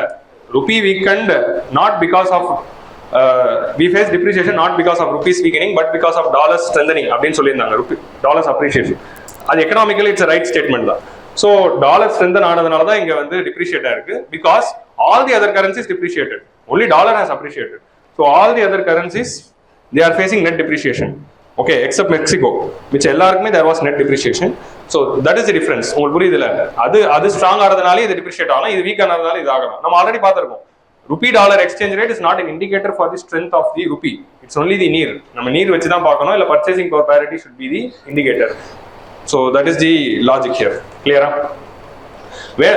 Which currency is considered to be a strong currency அப்படின்னு பாத்தீங்கன்னா that currency which is not depreciating even after facing a shock. That is a strong currency. So நீங்க $1 75 rupeesல இருந்தாலும் இந்த மாதிரி ஒரு ஷாக் நடக்கும்போது 75ல இருந்தா rupees is strongest currency. Okay, so that is how you have to see. எவ்வளோ ஈக்குவேஷன்ல இருக்குங்கிறது முக்கியம் இல்லை. $1 is equal to 75 அது 40 ஆக்கணும் 30 ஆக்கணுங்கிறதுலாம் இல்லை. 75ல இருந்தால் 75ல மெயின்டைன் பண்றது தான் strong currency. So that is the stabilization. And ஃபைனலாக வந்து நம்ம எக்ஸ்டர்னல் செக்டரை காட்ச் பண்றதுக்கு யூஸ் பண்ற ஒரு இண்டிகேட்டர் என்ன அப்படின்னு பாத்தீங்கன்னா international investment position. International investment பொசிஷன்னா என்ன அப்படின்னா asset held by the Indians abroad minus asset held by the foreigners in India. உங்களுக்கு புரியுதா? assets. So அதாவது assets held by the Indians in abroad minus liability held by the foreigners by the Indians in abroad அப்படின்னு கூட சொல்லலாம். உங்களுக்கு புரியுதா? நம்மளோட அசெட்டுங்கிறது அவங்க liability தானே. இது எப்படி சொல்லலாம்னா asset held by the Indian in abroad minus liability of the Indians to abroad அப்படி கூட சொல்லலாம். So that is net investment position.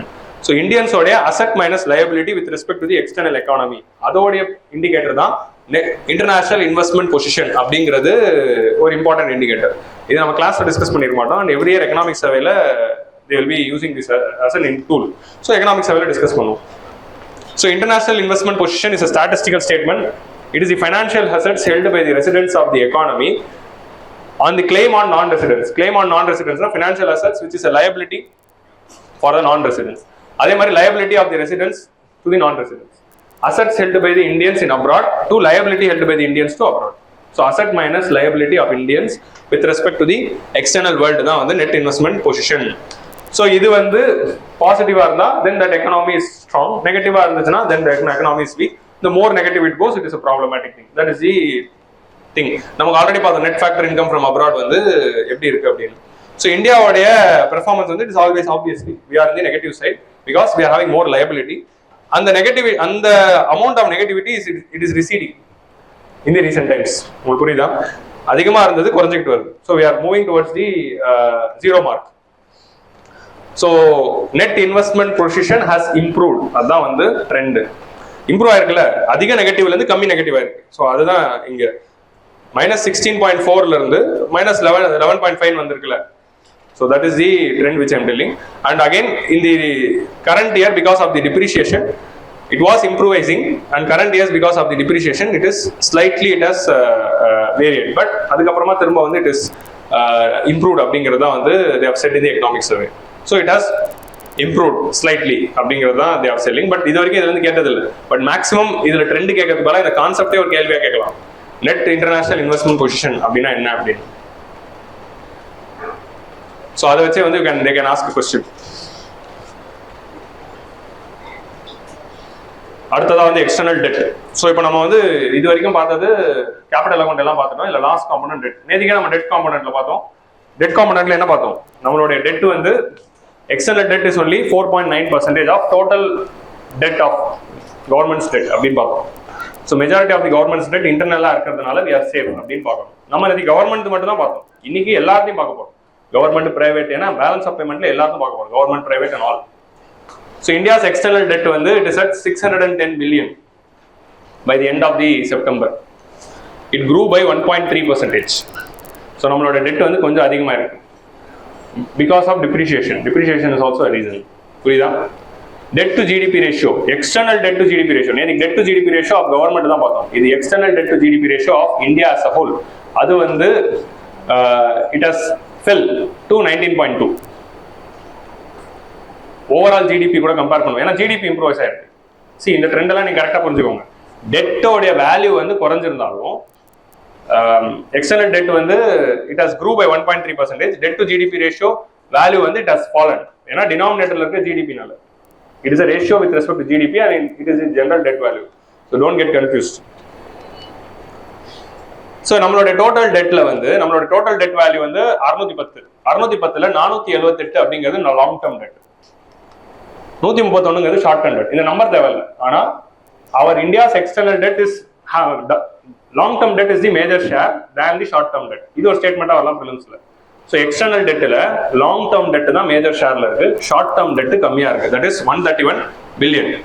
Okay, 97% of the short term debt. அந்த ஷார்ட் டேர்ம் ஏன்னா இப்போ லாங் டேர்ம் டெட் ரிஸ்கா short term debt ரிஸ்கானா short term debt தான் risk, ஏன்னா இமீடியட்டா have to do the payments. So short term debts accumulate ஆகிட்டு interest payment burst ஆகும்போது தான் இப்போ IL&FS ஃபெயிலியர் ஆனது காரணமே ஷார்ட் டேர்ம் டெட்னால தான், அவ்வளோ பெரிய company. So short term debt நமக்கு லாங் டேர்ம் டெட்டோட கம்மியா இருக்கு. அது ஷார்ட் டேர்ம் டெட்லையும் 97% ஆஃப் நம்ம ஷார்ட் டேர்ம் டெட் வந்து ட்ரேடு தான், ட்ரேடு பில்ஸ் தான். ஸோ ட்ரேட் இன்வாய்சஸ்ல நம்ம ட்ரேடுக்கு வாங்கின credit, that is buyers credit and suppliers credit வாங்குறாங்களே, அந்த மாதிரி ட்ரேடுக்காக வாங்கப்பட்ட கிரெடிட் தான் 97%, which means that that particular importing company is liable to pay that, and trade is robust இருந்தா they will be paying it. So that is not an issue unless or until அது வந்து ஒரு இந்த மாதிரி இருக்கிற வரைக்கும் that is not an issue அப்படின்னு சொல்றாங்க. It's from the trade finance. So அதனால நம்ம வந்து ஒரு டெட் ஸ்டேபிளா தான் இருக்கும் அப்படின்னு சொல்றாங்க. ஷார்ட் டேர்ம் டெட்ல ரிஸ்க் இல்லை, ஏன்னா எல்லாம் ட்ரேடுக்காக வாங்கப்பட்டது தான் அப்படின்னு சொல்றாங்க. And India's external debt, see நம்ம நேற்றுக்கு பார்க்கும்போது நம்மளோட எக்ஸ்டர்னல் டெட்ல dollar is having 55%, rupee is having 30%. So external டெட்ல ருபி 30% இருக்கு அப்படின்னா what does it mean? Masala bonds. So we are getting rupee denominated loans from abroad. Okay, so அப்ராட்ல இருந்து நம்ம லோன் வாங்கும்போது ருபி டினாமினேஷன்ல வாங்கணும். சி நேற்றுக்கு பார்த்தது கவர்மெண்டோடைய டெட், கவர்மெண்டோட டெட்ல majority is rupee denominated, foreign currency is very லெஸ்ன்னு பார்த்தோம். இது இந்தியாவோட எக்ஸ்டர்னல் ரிலேஷன். அது நேற்றுக்கு பார்த்தது internal and external together of government. அதனால கன்ஃபியூஸ் ஆகாதீங்க. கவர்மெண்டோட டெட்ல it is 95% rupee denominated within the currency, so there is no ரிஸ்க்னு பார்த்தோம். இது India's external debt as a ஹோல்ல பார்க்கும்போது US dollar. So external sector அதான் ஃபிஸ்கல் பாலிசிலையும் எக்ஸ்டர்னல் செக்டர்லயும் அந்த டெட் வரும்போது கன்ஃபியூஸ் ஆகும். அதனால வி ஹேவ் டு அண்டர்ஸ்டாண்ட் அது கவர்மெண்ட்காக, இது என்டையர் இந்தியாக்காகவும். அதுல ரூபி டாலர் டினாமினேட்டட் 55, ஆனா ரூபி டினாமினேட்டட் 30% ஆயிருக்கு. Second largest position. ஏன்னா பிகாஸ் ஆஃப் மசாலா பாண்ட்ஸ் நிறைய போகுது அப்படிங்கிறது தான் அதோட indication. Sovereign external debt amounted to 124 billion. So இந்தியாவோட எக்ஸ்டர்னல் டெட்ல இந்த 400 and 610ல 124ங்கிறது தான் கவர்மெண்டோட, 480ங்கிறது பிரைவேட்டோட. So private debt is more than the government debt in the external debt. ஏன்னா டெட்டை வச்சு ப்ரிலிம்ஸ்ல கொஸ்டின்ஸ் வரலாம் அப்படிங்கிறதுனால தான் அந்த ஸ்பெசிஃபைங் திஸ். இந்தியாவோட எக்ஸ்டர்னல் டெட்ல பிரைவேட் செக்டரோட debt which is coming through the buyers credit, suppliers credit in external commercial borrowing is having major share than the government's borrowing. So மூணு காம்பனன்ட் பார்ப்போம் கேபிட்டல் அக்கவுண்ட்ல, government borrowing, private borrowing and foreign investment. அதுல private borrowing is having the highest share than the government borrowing. Sovereign debtனா government வாங்குற debt. Okay, so shares மட்டும் பார்த்துக்கோங்க, இதான் prelims ஸ்டேட்மெண்டா வரும். கிளியரா? ஸோ எக்ஸ்டர்னல் டெட்ல கவர்மெண்ட் டெட்டோட பிரைவேட் டெட் தான் அதிகம், லாங் டேர்ம் டெட் தான் அதிகம் ஷார்ட் டேர்ம் டெட்டோட. ஷார்ட் டேர்ம் டெட்ல 97% ட்ரேட். அந்த எக்ஸ்டர்னல் டெட்ல டோட்டலா பாத்தீங்கன்னா ரூபி டினாமினேட்டட் டெட் வந்து 30%ல செகண்ட் பொசிஷன்ல இருக்கு, which is a very good sign because of masala bond. இதுதான் ட்ரெண்ட் பார்க்கணும். நேத்திக்கு பார்த்தது ஃபிஸ்கல் பாலிசி. ஓகே, அண்ட் ஃபைனலா வந்து இந்த இதை பார்க்கும்போது ஜஸ்ட் see this. இது வந்து நம்மளுடைய external debt. External debt situation it is net rising தான், ஆனா லாஸ்ட் கொஞ்சம் வருஷமா இது இப்போ இருக்கு நெட் ரைசிங் அப்படிங்கிறத பார்த்துட்டு இருக்கோம். இதுல நம்ம மேஜரா பார்க்க வேண்டியது என்ன அப்படின்னா concessional debt to total debt. நம்ம வாங்கின எக்ஸ்டர்னல் லோன்ல கன்செஷனல் டெட்னா என்ன? ஜப்பான் மாதிரியான நாடுகள் நமக்குலாம் வந்து லோ இன்ட்ரெஸ்ட் ஹை ரீபேமெண்ட் பீரியட்ல கொடுக்கறது தான் கன்செஷனல் டெட். ஸோ அந்த கன்செஷனல் டெட்டோட ஷேர் வந்து இட் இஸ் சிங்கிள் டிஜிட்ஸ் தான் இருக்கு. It is having very low. So that is one thing which you have to see. அதே மாதிரி ratio of short term debt to the total debt, அதோட ratio வந்து we have to see here. So இந்த மாதிரி குட்டி குட்டி விஷயங்கள் மட்டும் பாருங்க, மித்தபடி வேற எதுவும் வேணாம். Debt service ratio na amount of money, amount of profit you are having in order to pay the interest payments. Interest payments கட்டறதுக்கும் principal கட்டறதுக்கும் உங்களுக்கு enough income இருக்கா அப்படினு பார்க்கிறது தான் debt service ratio. So அது வந்து it is improving in the இல்ல it is okay, debt service ratio it is falling down in the recent times. Clear ah? So now we have come to the end of the external sector. So external sectorல நம்ம என்ன note பண்ணணும் அப்படின்னா அந்த balance of payment account உடைய எல்லாமே பார்க்கணும். எல்லாத்துலயும் நம்ம என்ன பார்க்கறோம், எது நெகட்டிவ்ல இருக்கு, எது டெபிசிட், எது சர்ப்ளஸ்.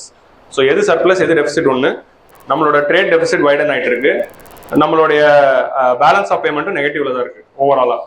ஆனா foreign exchange reserves we are having good to maintain for 90 days. அது இருக்கு, ரூபி டிப்ரிஷியேட் ஆயிருக்கு. இந்த மாதிரியான ட்ரெண்ட்ஸ் மட்டும் எல்லாமே பார்த்துட்டே வாங்க. எஃப்டிஐ எவ்வளவு வந்திருக்கு, எஃபிஐ எவ்வளவு வந்திருக்கு. எஃபிஐல நெட் ஃபாரின் அவுட் ஃப்ளோஸ் ஆயிருக்கு.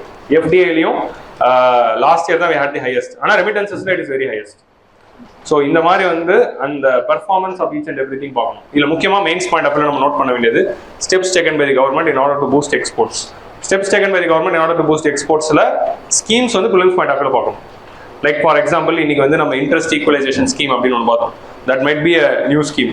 ஸோ இன்ட்ரெஸ்ட் ஈக்குவலைசேஷன் ஸ்கீம்ல எக்ஸ்போர்ட்டர்ஸ்க்கு இன்ட்ரெஸ்ட் சப்வென்ஷன் தரும். So that is one important thing with respect to external sector. கிளியரா? So with this we are coming to the end of the macroeconomic variables.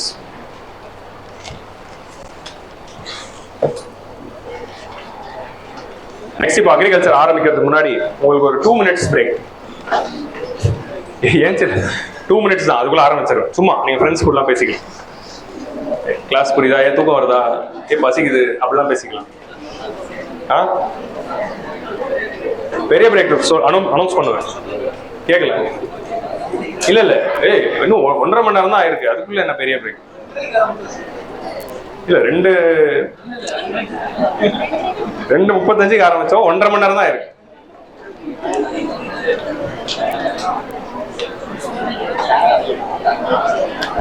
நேத்திக்கு full day சேர் அங்க போட்டுதான் உட்காந்து, இன்னைக்கு இங்க ஈக்குவாலிட்டி. ஏன்னா அப்புறம் ரைட்னு சொல்லிட்டாங்கன்னா என்ன பண்றது? நான் இன்னைக்கு லெஃப்ட், நாளைக்கு சென்டர்.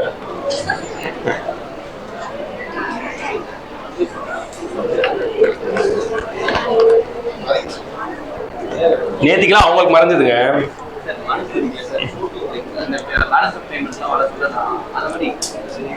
பிடிஎஃப் நான் கொடுக்க போறேங்க, பிடிஎஃப் வரப்போகுது. எதுக்கு போட்டோ எடுத்தீங்கன்னா சரி, நேத்திக்கு வந்து அவங்களுக்கு மறைச்சது, இன்னைக்கு உங்களுக்கு மறைக்குது. நாளைக்கு வந்து யாருக்கு மறைக்காத மாதிரி சென்டரா பார்த்துக்கலாம். கீழே போய் நடத்திட்டா கீழே மறைக்கலாம், சென்டர்ல நின்னா. ஓ அப்படி, ஓகே.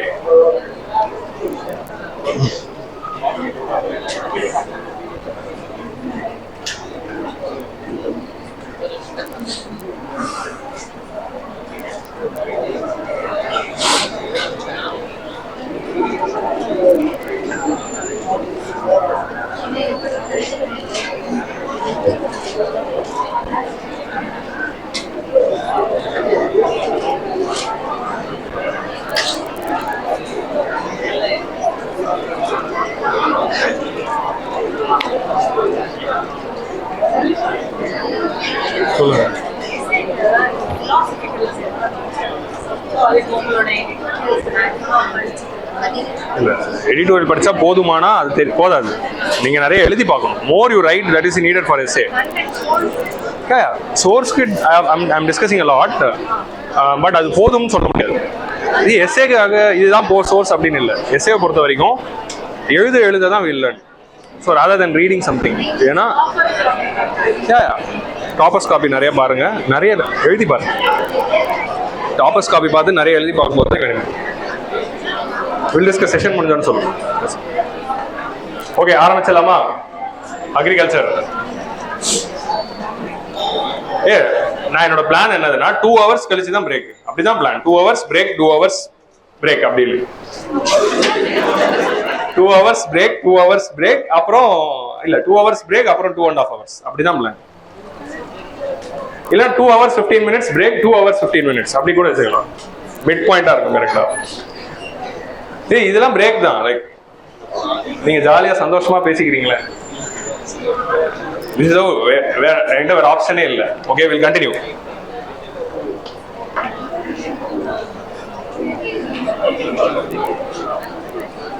அப்ப 2 வால்யூம் வரும்போதெல்லாம் எப்படி இருந்திருக்கும் யோசிச்சு பாருங்க. ஒரு வால்யூம் இருக்கிற லக்ஸுரினால தான் நான் ஸ்லோவா போயிட்டு இருக்கேன். உங்களுக்கு புரியுதா? ஆல்ரெடி அட்டன் பண்ணவங்களுக்கு தெரியும். ரெண்டு வால்யூம் இருந்ததுன்னா அது எப்படி போகுங்கிறது தெரியும். அதுக்கு நிறைய கம்ப்ளைண்டே பண்ணிடுவாங்க, சார் என்ன சார் எப்படி இருக்கு அப்படின்னு. ஸோ அந்த மாதிரி தான் இருக்கும். So imagine we are lucky to have 1 volume. So we'll start with agriculture. Agriculture ஒன்றும் இல்லை, சிம்பிளா தான் போகும். Steps taken by the government for agriculture, அதுதான் இல்லை நம்ம மெயினா பார்க்க போறோம். அண்ட் ஒரு சில few datas that we are going to see. So agricultureல வந்து எந்தெந்த ஏரியாஸ்ல கவர்மெண்ட் ஃபோக்கஸ் பண்ணாங்க, ப்ரொடக்ஷன் எப்படி இருந்திருக்கு, பஃபர் ஸ்டாக்ஸ்ல எவ்வளவு மெயின்டைன் பண்றாங்க, and all these things, எதோட prices ஏறிச்சு இறங்குச்சு, இந்த மாதிரியான பேசிக் விஷயங்கள் தான் பார்க்க போறோம். From food security to nutritional security அப்படிங்கிறது தான் இதோட தீம். ஃபுட் செக்யூரிட்டி அப்படிங்கிறத நம்ம எப்பவுமே பேசுவோம். நம்ம ஃபுட் செக்யூரிட்டி எல்லாம் ஸ்ட்ராங் ஆயிட்டோம். இப்போ நம்ம அடுத்தபடியான நியூட்ரிஷனல் செக்யூரிட்டியை நோக்கி போறோம். அதுக்காக நம்ம கொண்டு வந்த அதிசய பொருள் இல்லை. நியூட்ரிஷனல் செக்யூரிட்டிக்காக நம்ம கொண்டு வந்த அதிசய பொருள் தான் ஸ்ரீ அண்ணா அப்படின்னு சொல்லப்படக்கூடிய நியூட்ரி சீரியல்ஸ் அப்படின்னு சொல்லப்படக்கூடிய கோர் சீரியல்ஸான மில்லட்ஸ். ஓகே, ஸோ இந்த மில்லட்ஸ் பத்தி தான், மில்லட்ஸ் வந்ததுல இருந்து we are focusing on nutritional security in order to increase the nutrition of the people. International Year of Millets அப்படிங்கறத செலிப்ரேட் பண்றோம். ஜனவரி யோஜனால முதல் ஒரு 2-3 சாப்டர்ஸ் எடுத்து பாருங்க. எல்லாமே படிக்கணும்னு இல்லை, but important chapters written by government சைட்ல இருந்து எழுதுனது பாருங்க. It's very good. ஸோ அதே மாதிரி வந்து ஏன்னா மில்லட்ஸ் வந்து கண்டிப்பாக can expect question this year. So அதனால வந்து யூ கேன் சி. இதுல வந்ததுல குரூப் 2ல கேட்டு வச்சாங்க, எழுதினீங்களா? 2, 3, 12, 13, 70, 50, 40 எழுதுனீங்களா? நான் எழுதுறேன், அதையாவது எழுதுவோமே அப்படி. ஸோ மில்லட்ஸ்ல வந்து ஆல்ரெடி குரூப் 2ல கேட்டுட்டாங்க. ஸோ அதனால வந்து they can also ask in the listing.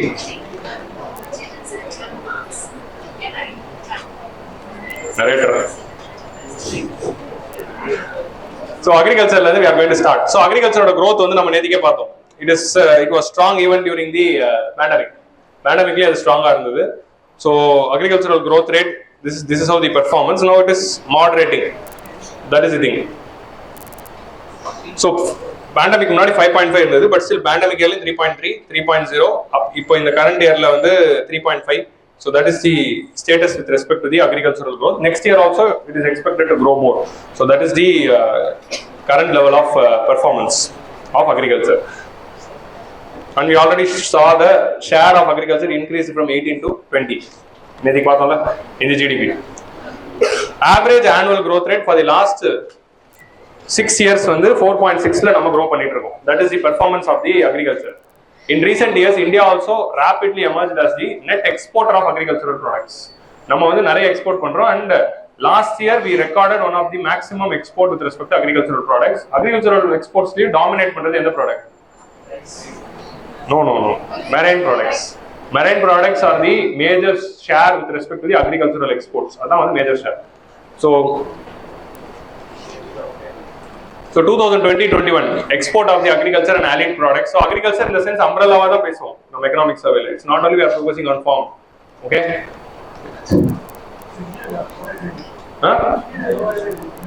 கீழ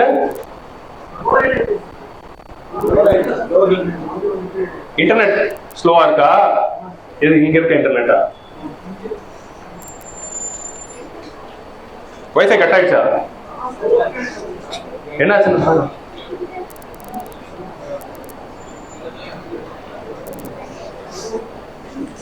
நல்லா தானே இருக்கு. சூடா இருக்கு. என்ன பண்ணலாம் அதுக்கு? நீ என்ன 4K ல இருந்து ஏதாவது குறைக்கிறியா குவாலிட்டி? 1080 தான் போதா? 4K தான் தாங்காது. கரெக்ட். அதுக்கு என்ன பண்ணலாம்? ஒன்றும் பண்ண முடியாது. விட்டு வருது. ஸ்கிரீன் ஷேர் இருந்தபோது ஈஸியா போயிடும். புரியல. ஓ ஏசினால என்ன பண்ணலாம்? ஓகே நான் 15 minutes விட்டுறேன்.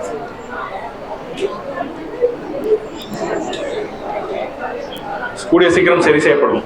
ஓகே கேமரால இருக்கு உங்களுக்கு சொன்னேன். We'll continue. So net exporter of the agricultural products are வந்துட்டு இருக்கோம். So India exports for agriculture and allied products grew by 18%.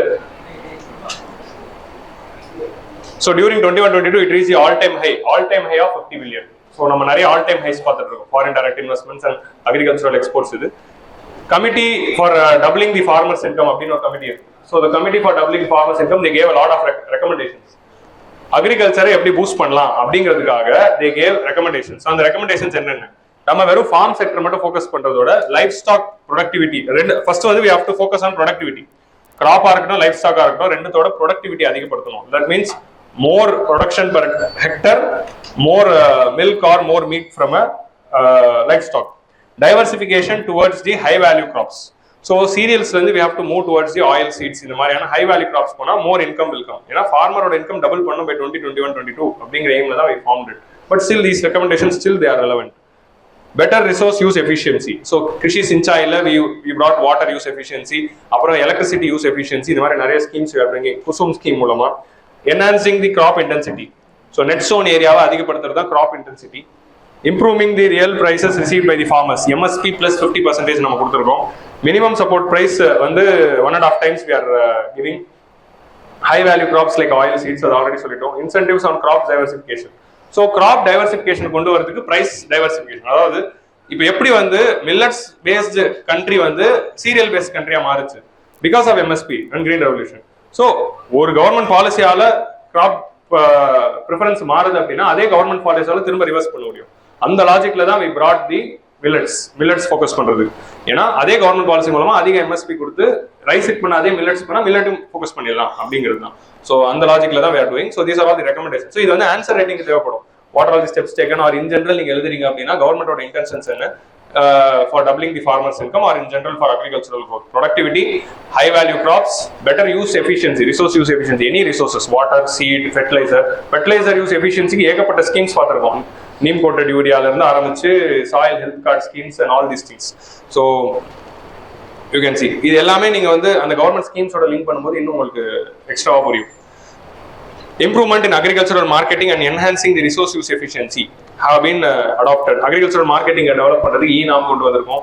Again we brought a cold chain infrastructure scheme, TOPS scheme, இந்த மாதிரி ஏகப்பட்ட schemes வந்து கொண்டு வந்து we are doing it. So இது வந்து லாஸ்ட் இயர் prelims question. இது கேட்டா எது prelims-ல வருதுங்கிறது இந்த மாதிரி 1000 கிராஃப் பார்ப்போம் அல்லது ஏதோ ஒன்று வருது. So அதனால தான் we have to see share of the private investments in agriculture.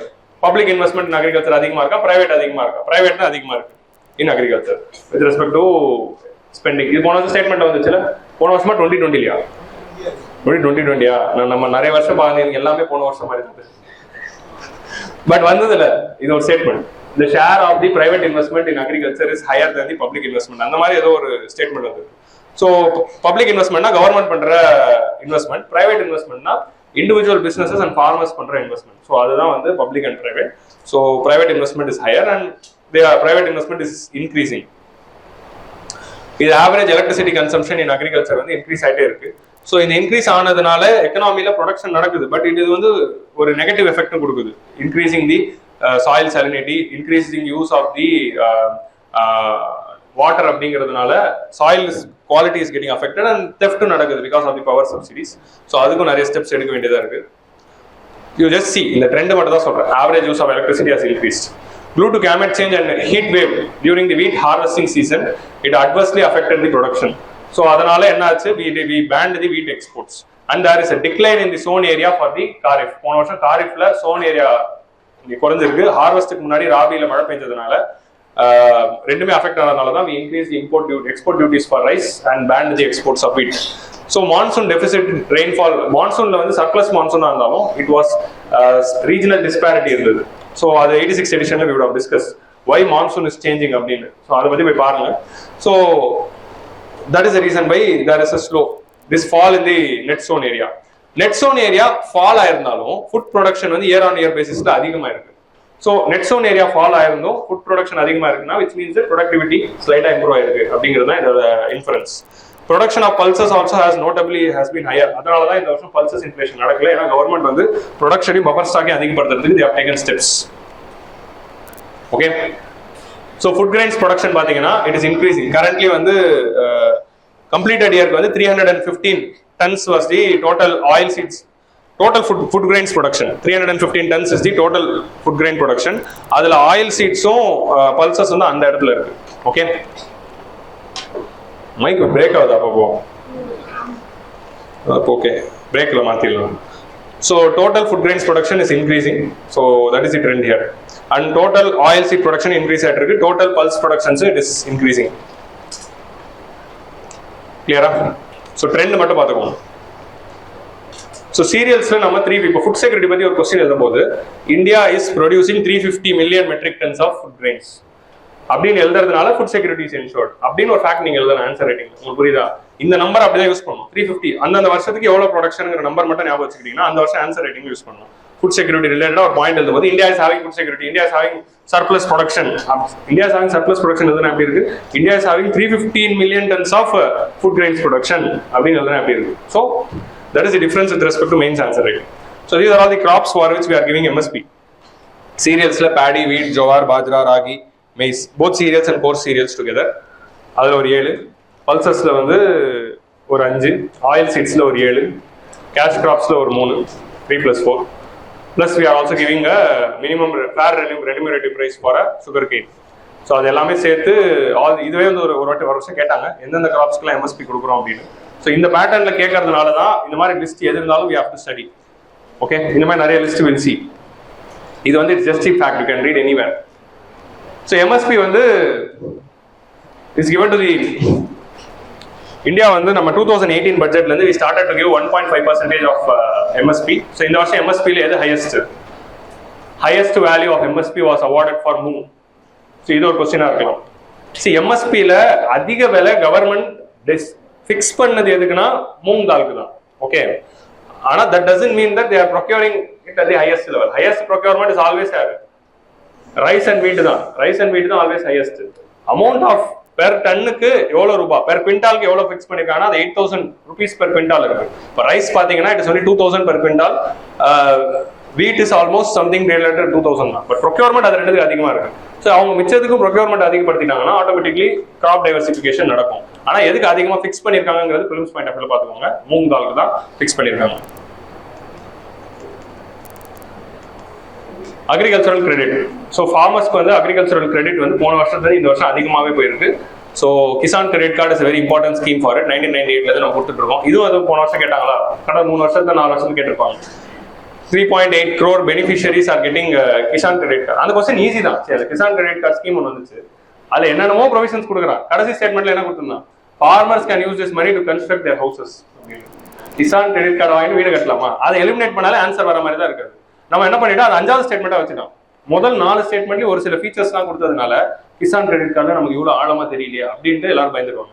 But 5வது ஸ்டேட்மெண்ட் தப்பு அப்படிங்கிறது நீங்க லாஜிக்கல் கெஸ் எடுத்துருந்தீங்கன்னா 5 எலிமினேட் பண்ணாலே ஆன்சர் வர மாதிரி தான் அந்த கொஸ்டின் இருந்துச்சு.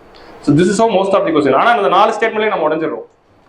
ஸோ அது 4 ஸ்டேட்மெண்ட்டை நம்ம உடையாம இருக்கிறவங்க தான் பிலிம்ஸ் பாஸ் பண்ணணும். உங்களுக்கு புரியுதா?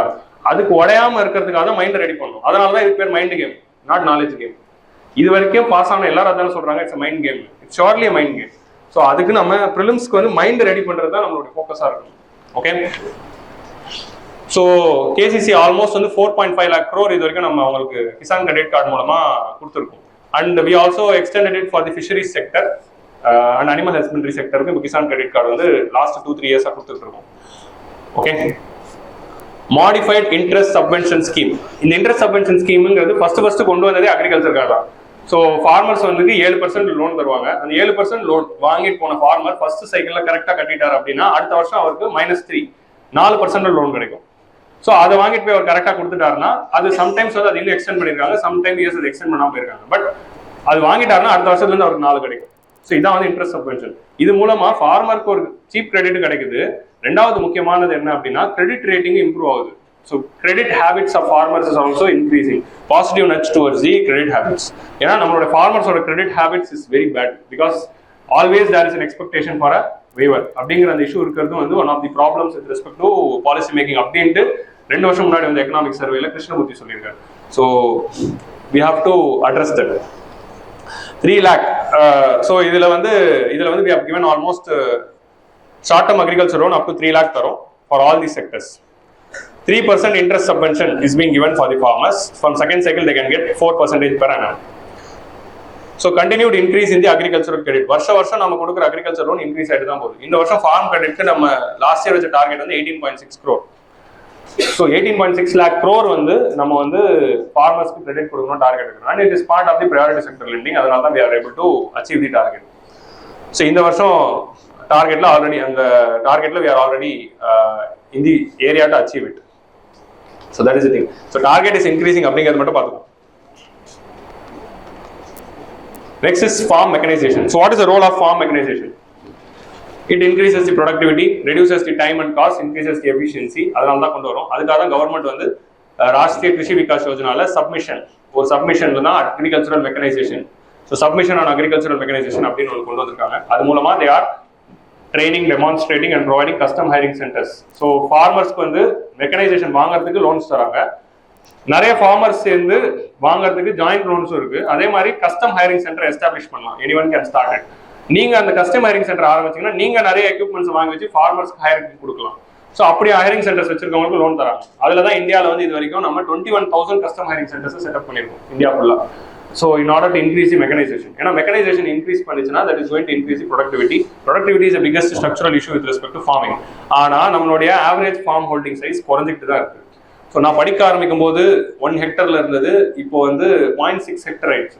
உங்களுக்கு புரியுதா? ஸோ இந்த டார்க் ஜோக்குள்ளேயும் ஒரு அக்ரிகல்ச்சர் டார்க் ஃபேக்ட் வந்து நமக்கு தெரியுது. உங்களுக்கு புரியுதா? So per capita farm holdings வந்து நான் படிக்கும்போது 1 hectare தான் படிச்சு என் மைண்ட்ல இருக்கு. என்னால சப்கான்ஷியஸ்குள்ளே அதை மாற்ற முடியல. ஆன்சர் ரேட்டிங் 1 hectare தான் எனக்கு வருது. ஆனா இப்போ அது 0.6 ஆயிடுச்சு. So per capita farm holdings குறைஞ்சிக்கிட்டே வரதுனால தான் அக்ரிகல்ச்சர் ப்ரொடக்டிவிட்டி இஸ் அஃபெக்டிங். அதை இப்போ என்ன பண்றதுன்னா அப்படி இருக்கிறதுனால ஃபார்ம் மெக்கனைசேஷன் பண்ண முடியல. ஸோ அதுக்கு என்ன சஜஷன் இவர் கொடுக்குறாரு அப்படின்னா, you make equipments which are suitable for small farms அப்படிங்கிறது ஒரு சஜஷன். இன்னொன்று லாங் டர்ம் சஜஷன் என்ன அப்படின்னா cooperative farming. So cooperative farming is a successful method with respect to livestocks and dairy sector. அதை வந்து நம்ம ஃபார்மிங் கூட கொண்டு வரணும் அப்படிங்கிறது ரொம்ப நாளாக நம்ம பிளான் பண்ணிட்டு இருக்கோம். ஃபார்மர் ப்ரொடியூசர் ஆர்கனைசேஷன்ஸ் எஸ்டாப்ளிஷ் ஆனதுனால நிறைய இடத்துல அது வந்துட்டு இருக்கு. ஸோ இப்போ ரீசெண்டாக கூட ஐ சா அன் இமேஜ். அமுல்ல வந்து இப்போ நார்மல் ஃபார்மிங்கும் கோஆபரேட்டிவ் ஃபார்மிங் உள்ள வித்தியாசம் என்ன அப்படின்னா, ஒரு அமுல் ஃபார்மர் வந்து they are getting almost 80% of the money we are paying for milk. ஆனால் நம்ம வெஜிடபிள் ஃபார்மருக்கு அவ்வளோ போய் கிடைக்குதா? கிடைக்கிறது இன்டர்மீடியட்ஸ் ஆர் டேக்கிங். ஆனால் அதுவே கோஆபரேட்டிவா இருக்கும்போது அவங்களுக்கு ஒரிஜினல் வேலை போய் சேருது. ஸோ அதுதான் importance of cooperative farming which should be. அதுதான் கவர்மெண்ட் வந்து மினிஸ்ட்ரி ஆஃப் கோஆபரேட்டிவ்ஸ் ஒன்று ஆரம்பிச்சு அதை நோக்கி ஆரம்பிக்கணும் அப்படிங்கிற ஃபோக்கஸ்ல இருக்காங்க. That is one thing. Next வந்து ஆர்கானிக் ஃபார்மிங். ஆர்கானிக் ஃபார்மிங் நம்ம பூஸ்ட் பண்ணணும் அப்படிங்கிற நோக்கத்தில் வந்து we are taking steps. 43 lakh organic farmers and highest in the world. வேர்ல்ட்லேயே நம்ம கிட்ட தான் highest organic farmers. 51 lakh hectares of areas வந்து இருக்கு. ஆர்கானிக் ஃபார்மிங்காக நம்ம ஃபர்ஸ்ட் வந்து we brought Paramparagat Krishi Vikas Yojana and mission organic farming valued chain development. அது வந்து it's submission under Paramparagat Krishi Vikas Yojana. இதுல நம்ம என்ன பண்றோம்னா கிளஸ்டர் பேஸ்ட் அப்ரோச். ஒரு ஃபார்மர் ஆர்கானிக் ஃபார்மரா போறதுக்கு முன்னாடி ஒரு 20 ஃபார்மர் ஒன்னு சேர்த்து ஒரு கிளஸ்டர் ஆக்கிக்கும். கோஆபரேட்டிவ் ஃபார்மிங் கிளஸ்டர் பேஸ்ட் அப்ரோச்னா கோஆபரேட்டிவ் ஃபார்மிங் என்கரேஜ் பண்றதுக்கு தான். நீங்க இதுக்குள்ள ஒரு 20 பேர் சேர்ந்துக்கிட்டு you start organic farming to your entire region. அப்பதான் ஒரு எக்கனாமி ஆஃப் ஸ்கேல் வரும். ஸோ கிளஸ்டர் பேஸ்ட் அப்ரோச்ல தான் ஆர்கானிக் ஃபார்மிங்கை நம்ம ஒரு ஊர்லயும் ஒரு கிளஸ்டரா ஃபார்ம் பண்ணி we are able to give. அதுல we are giving subsidies 50,000 per hectare we are giving. அது ஆரம்பிக்கிறப்போ 20,000ல தான் ஃபர்ஸ்ட் அனௌன்ஸ் பண்ணப்போ ஆரம்பிச்சாங்க. இப்போ நான் increase to 50,000 per hectare for 3 years. அந்த money is given directly through DBT. Okay, so இதுதான் வந்து ஆர்கானிக் ஃபார்மிங். ஆர்கானிக் ஃபார்மிங்னா கெமிக்கல் ஃப்ரீ ஃபெர்டிலைசர்ஸ் யூஸ் பண்றது. இதுல இன்னொன்று இருக்கிறது natural farming, zero budget natural farming. Zero budget natural farming வந்து போய் படிங்க. அதுல வந்து என்னதுன்னா உங்க ஃபார்ம்ஸ்குள்ளே இருக்கிற ரிசோர்சஸ் யூஸ் பண்ணி ஃபார்ம் பண்றது. எக்ஸ்டர்னல் சோர்ஸ் எதுவுமே யூஸ் பண்ணாம வித்தின் தி ஃபார்ம் இருக்கிற ரிசோர்சஸை யூஸ் பண்றது. அந்த பீஜாமிருதா ஜீவாமிருதா அப்படிங்கிற அந்த கான்செப்ட்ஸ் இருக்கும். ஸோ சுபாஷ் பாலேக்கருடைய ஜீரோ பட்ஜெட் நேச்சுரல் ஃபார்மிங் பத்தி படிங்க. It's very important area to study. அதை ஃபோக்கஸ் பண்றதுக்காக தான் நம்ம பாரதிய பிரகிருதி கிருஷி படாத்தி யோஜனா அப்படிங்கிற ஒரு யோஜனா ஸ்கீம் வந்து கொண்டு வந்திருக்கோம். ஸோ இது மூலமா வந்து we are focusing on 8 states, that is Chhattisgarh, Kerala, Himachal Pradesh, Jharkhand, Odisha, Madhya Pradesh and Tamil Nadu. So 8 ஸ்டேட்ஸ்ல பைலட் பேசிஸ்ல we have brought this. So இந்த மாதிரி ஸ்கீம்ஸ் எல்லாம் வரும்போது எல்லாருக்கும் மைண்ட்ல வருது என்ன அப்படின்னா, சோதிக்காதீங்க இந்த மாதிரி ஸ்கீம்ஸ் நேம் வைக்கிறது எப்பயா நிறுத்துவீங்க அப்படிங்கிறதா இருக்கு. வாயிலே நுழைய மாட்டேங்குது. ஸ்கீம்ஸ் படிச்சு ஞாபகம் வச்சுக்கவே முடியல. ஸோ பாரதிய பிரகிருதி கிருஷி படாத்தி அப்படிங்கிற இந்த ஸ்கீம் மூலமா நேச்சுரல் ஃபார்மிங் அப்படிங்கறத நம்ம கொண்டு வரோம். இது வந்து நேச்சுரல் ஃபார்மிங் அப்படிங்கிறது ஹிந்திலேயே பேர் வைங்க, அது சிம்பிளா கூட வச்சிருக்கலாம்ல. இப்ப ராஷ்டிரிய கிருஷி விகாஸ் யோஜனா அப்படின்னா கஷ்டமே இல்லை. ராஷ்டிரியனா நாடு, கிருஷினா ஃபார்மர், விகாஸ்னா டெவலப்மெண்ட், யோஜனான ஸ்கீம். ஸோ அது நமக்கு ஈஸியா புரியுது. பாரதிய பிரகிருதி கிருஷி படாத்தி அப்படின்னா டங் ட்விஸ்டர்ஸ் மாதிரி தான் இருக்கு. ஸோ சிம்பிளான ஸ்கீம்ஸ் வைக்கலாம். ஹிந்தியில் ஸ்கீம் வைக்க வேண்டாம் என்று சொல்லவில்லை, ஹிந்தியில வச்சுக்கோங்க. ஆனா ஹிந்தியில சிம்பிள் வேர்ட்ஸ் யூஸ் பண்ணலாமே அப்படின்னு தான் சொல்றோம். ஓகே, பிஎம் கிசான் சம்மான் நிதி. ஸோ அதர் இம்பார்ட்டன்ட் இனிஷியேட்டிவ்ஸ் வராங்க. இந்த இனிஷியேட்டிவ்ஸ் மட்டும் பார்த்துச்சு பிரேக் கொடுக்கணும். எனக்கு தெரியும். இப்போ நம்ம போதான் போறோம், ஏன்னா கேமரா கொஞ்சம் சூடாயிடுச்சா, நம்ம போதான் போறோம். பட் ஸ்டில் 2 minutes எனக்கு மைண்ட்ல ஒரு சில ஸ்லைட்ஸ் இருக்கு, அது முடிச்சாதான் எனக்கு நிம்மதியா டீ குடிக்கும். அதெல்லாம் ஸோ ரீசெண்டா கவர்மெண்ட் கொண்டு வந்து இனிஷியேட்டிவ்ஸ் ஃபார் அக்ரிகல்ச்சரல் growth என்னென்ன லைனா ஒரு ஸ்கீமும் பார்த்துலாம். ஸ்கீமோட ப்ரொவிஷன்ஸ்னா டீடைல்டான எக்கனாமிக் சர்வேல அந்த ஸ்கீம்ல என்ன பண்ணிருக்கோம் தான் இருக்கும். ஸ்கீமோட ப்ரொவிஷன்ஸ் நம்ம தான் படிக்கணும். ஸோ 6,000 ரூபாய் நம்ம கொடுக்குறோம் பிரதான் மந்திரி கிருஷன் சம்மான் நிதி. ஸோ அதுல 11.3 crore farmers are covered. Okay, so ICAR and IFPR Indian food policy research institute, Indian council of agricultural research உடைய ஃபைண்டிங்ஸ் என்ன அப்படின்னா, it has increase the liquidity constraints of the farmers for buying the agricultural inputs. இது கொடுக்கறதுனால நிறைய farmers வந்து agricultural inputs நிறைய வாங்கியிருக்கிறதா ஒரு data சொல்றாங்க.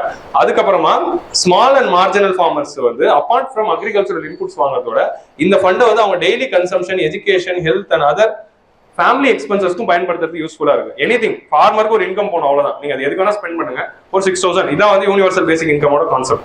இனி இதுக்கு தான் ஸ்பெண்ட் பண்ணணும் அப்படின்னு கொடுக்கறதுக்கு பதிலா மணியை கொடுத்துட்டு we are giving the agency to the farmer to decide for which they are spending. So small and marginal farmerல வந்து daily food consumption, education, health related expenditures இந்த ஸ்கீம் வந்து அதுல இம்ப்ரூவ் ஆயிருக்கு அப்படின்ட்டு ICAR சொல்றாங்க. So according to ICAR அப்படின்னு நீங்க போட்டு எழுதலாம், ஏன்னா எக்கனாமிக் சர்வே இல்ல, according to economic survey அப்படின்னு போட்டு கூட வென்றீங்க. So that is the important scheme with respect to PM Kisan. Next, agricultural infrastructure fund. So agricultural infrastructure fund வந்து it is a fund of funds. So இந்த ஃபண்ட்ல இருக்க பணத்தை வச்சு யாரு கொடுக்க போறாங்க? ரீஃபினான்சிங்காக. So இந்த ஃபண்ட் வந்து அக்ரிகல்ச்சரல் இன்ஃப்ராஸ்ட்ரக்சருக்காக லோன் கொடுக்குற பேங்க்ஸுக்கு ஃபண்ட் கொடுக்கும். So இதுக்கு we are creating an agricultural infrastructure fund. This fund is funded by budgetary support and important source என்ன? Another important source. Priority sector lending normsல டார்கெட் அச்சீவ் பண்ணாத banks அவங்க பணத்தை இதுல தான் டெபாசிட் பண்ணும். Rural infrastructure development fund, agricultural infrastructure fund, affordable housing infrastructure fund, அப்புறமா animal husbandry infrastructure fund, அப்புறமா இந்த மாதிரி ஏகப்பட்ட இன்ஃப்ராஸ்ட்ரக்சர் ஃபண்ட்ஸ் இருக்குல்ல ரூரல் ஏரியாஸ்க்கானது. ஒரு ப்ரையாரிட்டி செக்டர் லெண்டிங் டார்கெட்டை அச்சீவ் பண்ணாத ஒரு பேங்க், அந்த பேங்க் வந்து 30% அச்சீவ் பண்ணதுன்னா மிச்சம் 10% டார்கெட் பண்ணது இதுக்குள்ள தான் போகணும். இந்த பணம் எங்கே போகுது? It is going to refinance the financial institutions which is giving loans to the farmers. So அது மூலமா வந்து agricultural investment is going to increase, infrastructure is going to improve for creating the post harvest management infrastructure with the benefits including 3% interest subvention. இது மூலமா கொடுக்கப்படுற loan எல்லாமே interest சப்வென்ஷன்ஸோட வருது அப்படிங்கிறது very important thing. இது மூலமா நிறைய warehouses, primary processing centres, custom hiring centres, sorting and grading units. இப்போ agricultural marketing related infrastructure, sorting area, grading, ஏபிஎம்சிஸோட இன்ஃப்ராஸ்ட்ரக்சர் ரொம்ப புவரா இருக்கு அப்படின்னு பார்ப்போம்ல, அதெல்லாம் சரி பண்றாங்க. அதே மாதிரி கஸ்டம் ஹைரிங் சென்டர்ஸ் ஆரம்பிக்கலாம்னு சொல்றோம். அதுக்கு ஒரு பில்டிங் கட்டணும்னா you can use this fund. So உங்களுக்கு புரியுதா? இதுல அக்ரிகல்ச்சர் இன்ஃப்ராஸ்ட்ரக்சர்னா என்ன அப்படின்னு யோசிப்பீங்க. கெனால் ஆர் கெனால் போடுறது or wells, all these things apart from this these are also agriculture infrastructure. So இதுக்கெல்லாம் வந்து யூஸ் ஆகுது அப்படின்னு சொல்றாங்க. நெக்ஸ்ட் வந்து mission for integrated development of horticulture அப்படிங்கிற இந்த ஸ்கீம் மூலமா government is supporting the horticultural production. அதனால amount of horticultural production also has increased. 342 million tons வந்து it has increased and area also it has increased because of the scheme. இதுலயும் வந்து government வந்து cluster based approach பண்றாங்க. Horticultural farmers, ஹார்டிகல்ச்சர்னா fruits, vegetables, அதுக்கப்புறமா வந்து we are having flowers and all these things, ஒரு சில cash crops. So இந்த horticultural ஃபார்மர்ஸ்க்கெல்லாம் அதுலயும் வந்து இது கீழே இருக்க ஒரு சப்மிஷன் தான் cluster development programme. Horticultural development scheme கீழே இருக்கிற ஒரு சப்மிஷன் தான் கிளஸ்டர் டெவலப்மெண்ட் ப்ரோக்ராம். அதுல ஹார்டிகல்ச்சரல் ஃபார்மர்ஸ் கிளஸ்டர் டெவலப்மெண்ட் பண்றாங்க. Cluster development is nothing but creating farmer producer organisation and bringing in cooperative farming. So cooperative ஃபார்மிங்குள்ள கொண்டு வரதுக்கு ஒரு சில ஸ்டெப். இதனால என்ன ஆயிடுச்சுன்னா, ஒரு சில ஜியோகிராபிக்கல் ஸ்பெசிஃபிகேஷன்ல இருக்கிற ஒரு சில ஃப்ரூட்ஸ் எல்லாத்துலயுமே நம்ம கிளஸ்டர் உருவாக்கிட்டோம்னா இது ஒன் டிஸ்ட்ரிக்ட் ஒன் ப்ராடக்ட் மாதிரி தான். அந்த கிளஸ்டர் வந்து it's going to be the expertise for that particular crop, like FPOs of Kashmiri saffrons which we saw. So அந்த லாஜிக்ல தான் mission for integrated development of horticulture is being implemented. And Fasal Bima Yojana, largest crop insurance scheme in the world. Okay, so almost வந்து world வைட்ல பாத்தீங்கன்னா 5.5 crore farmers have subscribed. அதனால தான் இது largest. 5.5 crore farmers நம்ம சிங்கிள் கண்ட்ரி ஒரு ஸ்கீம்ல இருக்காங்கன்னா அது இதுதான். பிளஸ் இதுல வந்து நம்ம world's third largest with respect to premium collected for agricultural insurance. World வைட்ல இருக்க அக்ரிகல்ச்சரல் இன்சூரன்ஸ் ஸ்கீம்ஸ்ல லார்ஜஸ்ட் பிரீமியம்ல நம்ம இல்லை, லார்ஜஸ்ட் நம்பர்ஸ்ல நம்ம லார்ஜஸ்ட், பிரீமியம்ல தேர்ட் இடத்துல இருக்கும். ஸோ அந்த மாதிரி ஒரு successful scheme Fasal Bima Yojana. So farmers வந்து இது வரைக்கும் ஃபார்மர்ஸ் கட்டின பிரீமியம் அமௌண்ட் வந்து 25,000 crore. இந்த ஸ்கீம் லான்ச் பண்ணி ஒரு 7 வருஷம் ஆகுது. 7 வருஷத்துல அவங்க கட்டின 6 வருஷத்துல அவங்க கட்டின டோட்டல் பிரீமியம் 25,000 crore. ஆனா கிளைம்ஸ் இது வரைக்கும் அவங்க கிளைம் பண்ணதோட வேல்யூ வந்து 1.2 lakh crore. So claims is almost 5 times the premium which they have paid. So netly it has benefited the farmers 5 times. உங்களுக்கு புரியுதா? கட்டின பிரீமியம் எப்பவுமே வந்து இன்சூரன்ஸ்ல வந்து பிரீமியம் கட்டினது அதிகமா இருக்கும், கிளைம்ஸ் கம்மியா இருக்கும். That is the commercial insurance product, but this is the public insurance product. That is the difference between the public and private, and that is the reason why government should run a schemes like this. So government ஒரு insurance scheme கட்டினாங்கன்னா கட்டுற premium இவ்வளவு கம்மியா தான் இருக்கு, ஆனா claims இவ்வளவு பேருக்கு போய் சேருது. எத்தனை ஃபார்மர்ஸ் போய் பெனிஃபிட் ஆகுது? That is the role of government to focus the agriculture. So share of non-loany, marginalized and small farmers also have increased. Loan வாங்காத ஃபார்மர்ஸும் இன்சூரன்ஸ் எடுக்கிறாங்க. மார்ஜினலைஸ் ஃபார்மர்ஸ் நிறைய பேர் இதுக்குள்ள வந்திருக்காங்க. 282 times வந்து since 2016ல வந்து it has done. And we are using satellite and drones. இப்போ ஒரு இடத்துல கிராப் இன்சூரன்ஸ்னா என்ன, கிராப் டேமேஜ் வந்துருச்சுன்னா கிளைம் பண்றாங்க. இங்க கிராப் டேமேஜ் ஆச்சா இல்லையா அப்படிங்கறத டிட்டர்மைன் பண்றதுக்கு சேட்டலைட்ஸையும் ட்ரோன்ஸையும் யூஸ் பண்றோம். ஸோ இப்போ ஸ்பேஸ் சேட்டலைட்டோட அப்ளிகேஷன்ஸ்ல it is use in agriculture எழுதும் போது கிராப் இன்சூரன்ஸ்க்கு இம்ப்ளிமெண்ட் பண்றது இது யூஸ்ஃபுல்லா இருக்குன்னு நீ அங்க பாயிண்ட் எழுதும். That is importance of this point. ஒரு புரியுதா? சேட்டலைட்ஸ் ட்ரோன்ஸ் பத்தி நம்ம எழுதுவோம். ட்ரோன்ஸோட யூசர்ஸ் எழுதும்போது அக்ரிகல்ச்சர்னு ஒரு சப்டைட்டில் போடுவோம், அது கீழே நம்ம சப்ஹெட்டிங் போடுவோம், அது கீழே நம்ம எழுதும் போது crop insurance scheme of Fasal Bima Yojana எழுதுனா சூப்பரா இருக்கும். அதுக்கு தான் இந்த point I'm just highlighting it. So crop cutting எக்ஸ்பெரிமெண்ட்னா என்ன அப்படின்னா, எவ்ரி இயர் வந்து ஒரு சாம்பிள் சர்வே தான். எவ்ரி இயர் ஒரு வில்லேஜஸ்லயும் ஒரு சாம்பிள் ஃபார்ம் எடுத்துட்டு அங்க எவ்வளவு ஹார்வெஸ்ட் வந்திருக்கு அப்படிங்கறத கிராப் கட்டிங் எக்ஸ்பெரிமெண்ட்ஸ் மூலமா they will find. அதை வச்சுட்டு தான் ஈல்டு அதிகமா இருக்கா ஈல்டு குறைஞ்சிருக்காங்கிறத வச்சு அங்க ஃபார்மருக்கு லாஸ் ஆயிருக்கா இல்லையாங்கிறதே கண்டுபிடிச்சு இன்சூரன்ஸ் கொடுப்பாங்க. ஃபார்மர் போயிட்டு எனக்கு லாஸ் ஆயிடுச்சு இன்சூரன்ஸ்னா it's not that individual farmer can go and get. இது வந்து area approach basic scheme. Area approach basic ஸ்கீம்னா என்ன அப்படின்னா, ஒரு ஏரியால இருக்கிற எல்லா ஃபார்மர்ஸும் போய் கிளைம் பண்ணும்போது அது கிடைக்குது. ஆனா இண்டிவிஜுவல் சென்ட்ரிக்கும் கேட்கலாம். இண்டிவிஜுவல் சென்ட்ரிக்கு எப்போ கேட்கலாம் அப்படின்னா, லோக்கலைஸ்டு த்ரெட் ஏதாவது அந்த ஊருக்கு மட்டும் ஸ்பெசிஃபிக்கா ஏதாவது நடந்திருக்கும் போது ஜென்யூனா இருந்தா கேட்கலாம். So it is a discretion of the state government whether to give insurance or not. புரிஞ்சுச்சா? ஃபீச்சர்ஸ்ல இருந்து நான் கேட்கறேன். இட்ஸ் ஏரியா பேஸ்ட் அப்ரோச் தான். ஒரு வில்லேஜ்ல இருக்க இத்தனை பர்சன்டேஜ் ஆஃப் ஃபார்மர்ஸ் அவங்க தான் கிளைம் பண்ண முடியுமே தவிர ஒரு இண்டிவிஜுவல் ஃபார்மர் போய் கிளைம் பண்ண முடியுமானா முடியும். In the exceptional cases if state governments is okay with it. So that is the importance of this scheme. இது வந்து நேஷனல் கிராப் இன்சூரன்ஸ் போர்ட்டல் அப்படிங்கிறது ஒன்று லான்ச் பண்றதுனால any complaint or query or any delays in payments, claims அதுல தான் delays இருந்தால் complaint பண்றதுக்கு வசதியா இருக்கு அப்படின்னு சொல்றாங்க. So national crop insurance portal, e technology in aid of farmers. Okay, அது இதுல வர கேட்டிருந்தாங்க குரூப் 2ல. MIS and dashboard, management information system and common dashboard for all அப்படிங்கிற அந்த system. So MIS and dashboard எதுக்குன்னா கவர்மெண்ட்க்கு. கம்ப்ளைண்ட் அண்ட் குவரி அப்படிங்கிறது மக்களுக்கு, ஃபார்மர்ஸ்க்கு. எம்ஐஎஸ் அண்ட் டேஷ்போர்டுங்கிறது கவர்மெண்ட் வந்து அதில் பார்க்கும், ஒரு நாளைக்கு இவ்வளோ கம்ப்ளைண்ட் வருது, இவ்வளோ இன்சூரன்ஸ் கிளைம் ஆயிருக்கு, இத்தனை பெனிஃபிட்ஸ் ஆயிருக்கு அப்படிங்கிற அந்த டேட்டா எல்லாம் பார்த்து அதில் ஏதாவது பிரச்சனை வந்தால் உடனே ஸ்டெப்ஸ் எடுக்கிறது. அவுட்கம் பேஸ்ட் பட்ஜெட்டிங் நம்ம பார்த்துட்டு இருக்கோம். அவுட்கம் பேஸ்ட் பட்ஜெட்டிங்கை கொஞ்சம் கொஞ்சமா நிதி ஆயோக் வந்து அதுலேருந்து இம்ப்ளிமெண்ட் பண்ணிட்டு இருக்கோம் அப்படின்னு. So bringing in the technology through these portals. நம்ம சிஎம் டேஷ்போர்ட் ஸ்கீம் அப்படின்னு கூட ஒரு டேஷ்போர்ட் ஆரம்பிச்சிருக்காரு.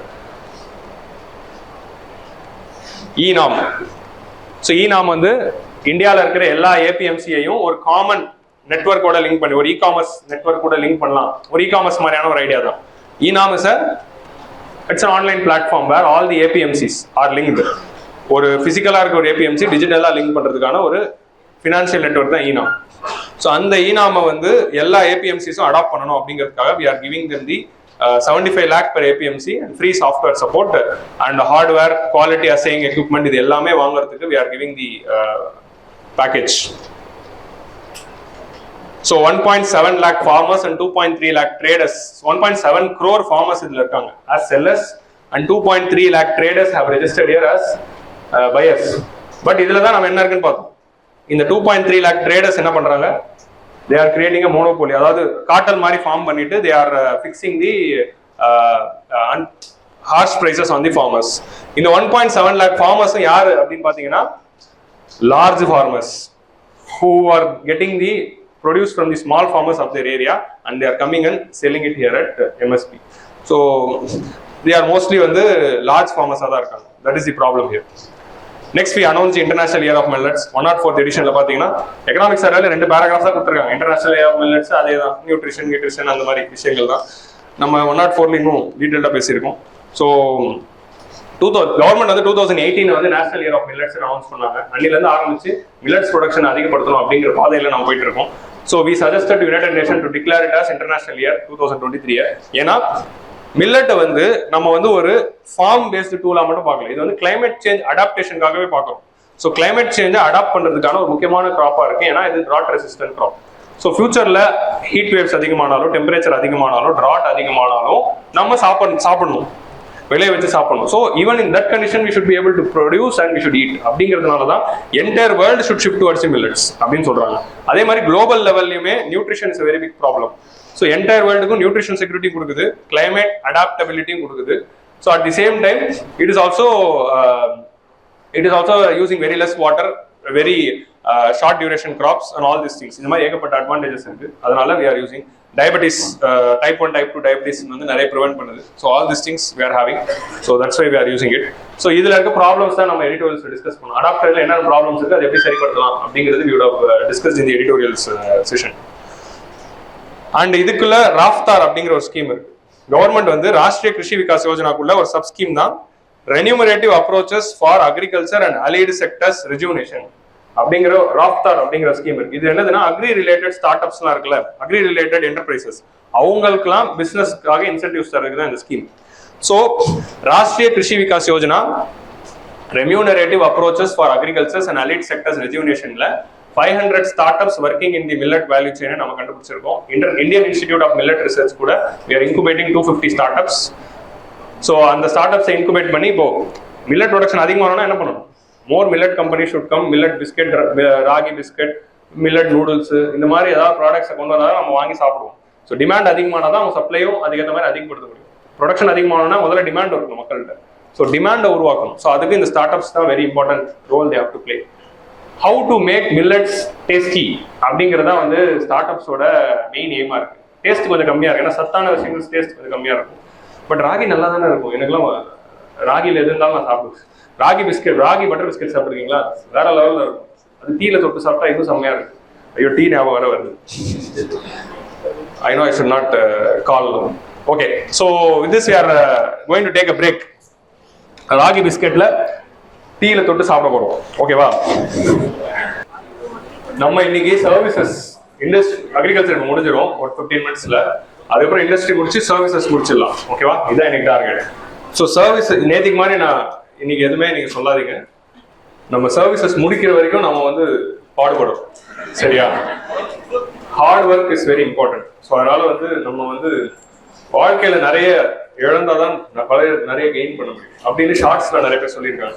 ஸோ அதனால வந்து யூடியூப் ஷார்ட்ஸ்ல சொல்ற மாதிரி நம்ம இன்னைக்கு வந்து டைம்லாம் பார்க்காம கொஞ்சம் அயராது உழைக்கணும். So will start the session. ரெடியா டேவிட்? ஆடியோ ஓகேவா? டெலிகாஸ்ட் ஓகேவா? Okay. So we are seeing the agriculture, கரெக்டா?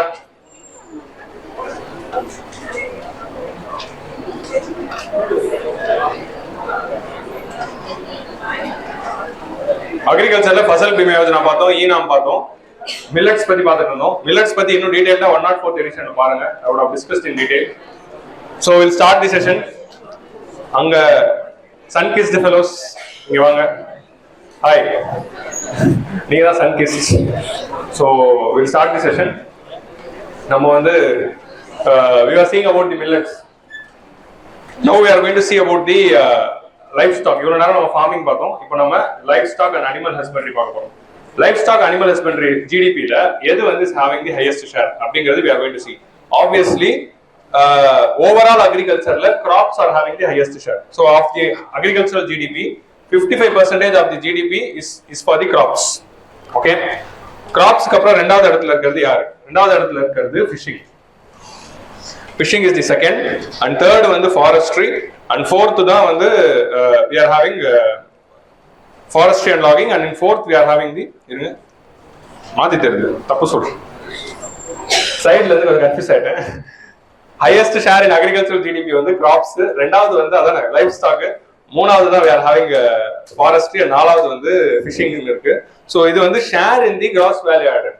கிராஸ் வேல்யூ ஆடட்ல இருக்கிற ஷேர் தான் இது. ஸோ செகண்ட் வந்து livestock in the sense dairy, meat and fertilisers அந்த செக்டர் தான் வந்து second.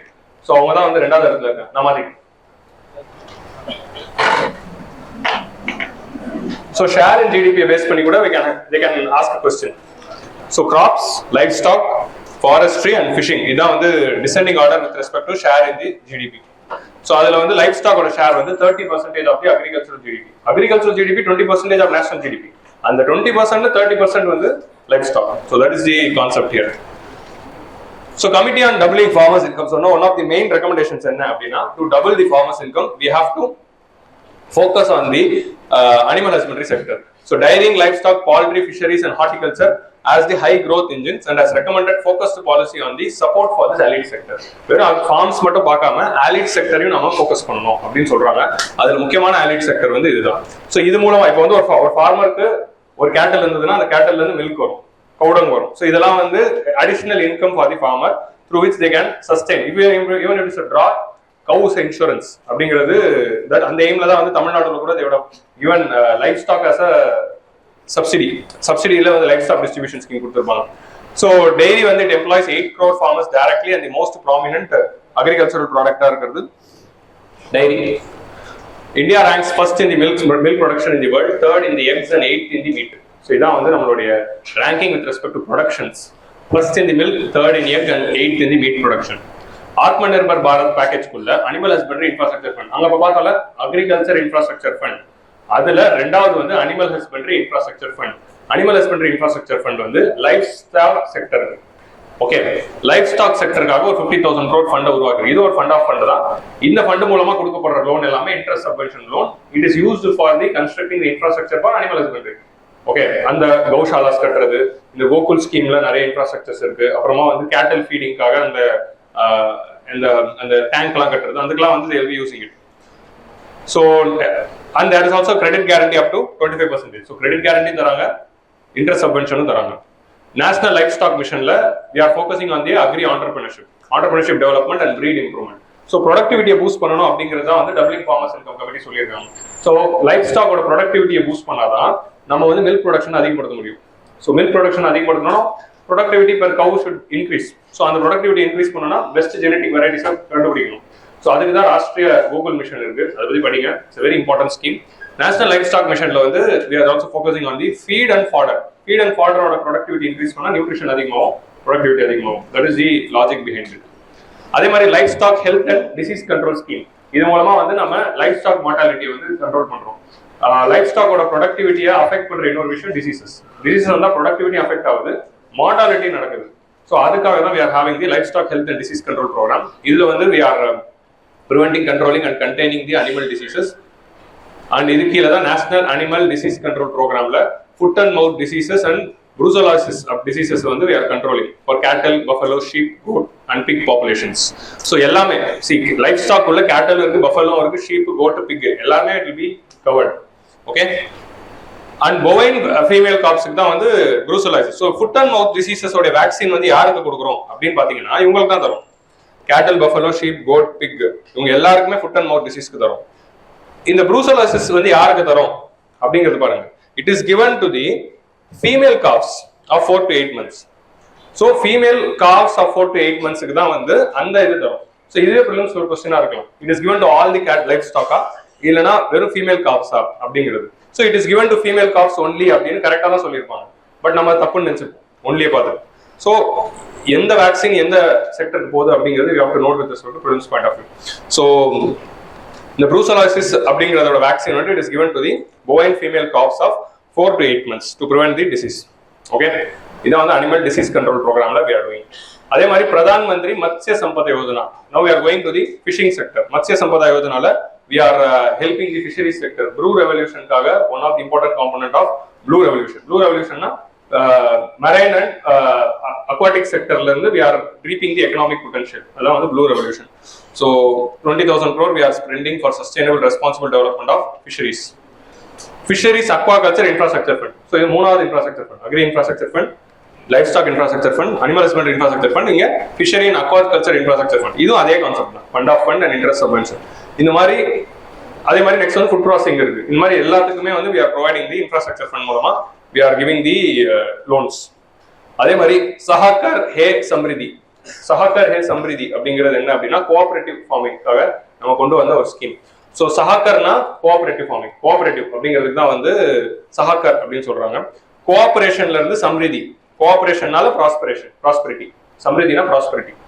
So cooperative societies provide rural population with the livelihood opportunities and it is also providing the financial safety.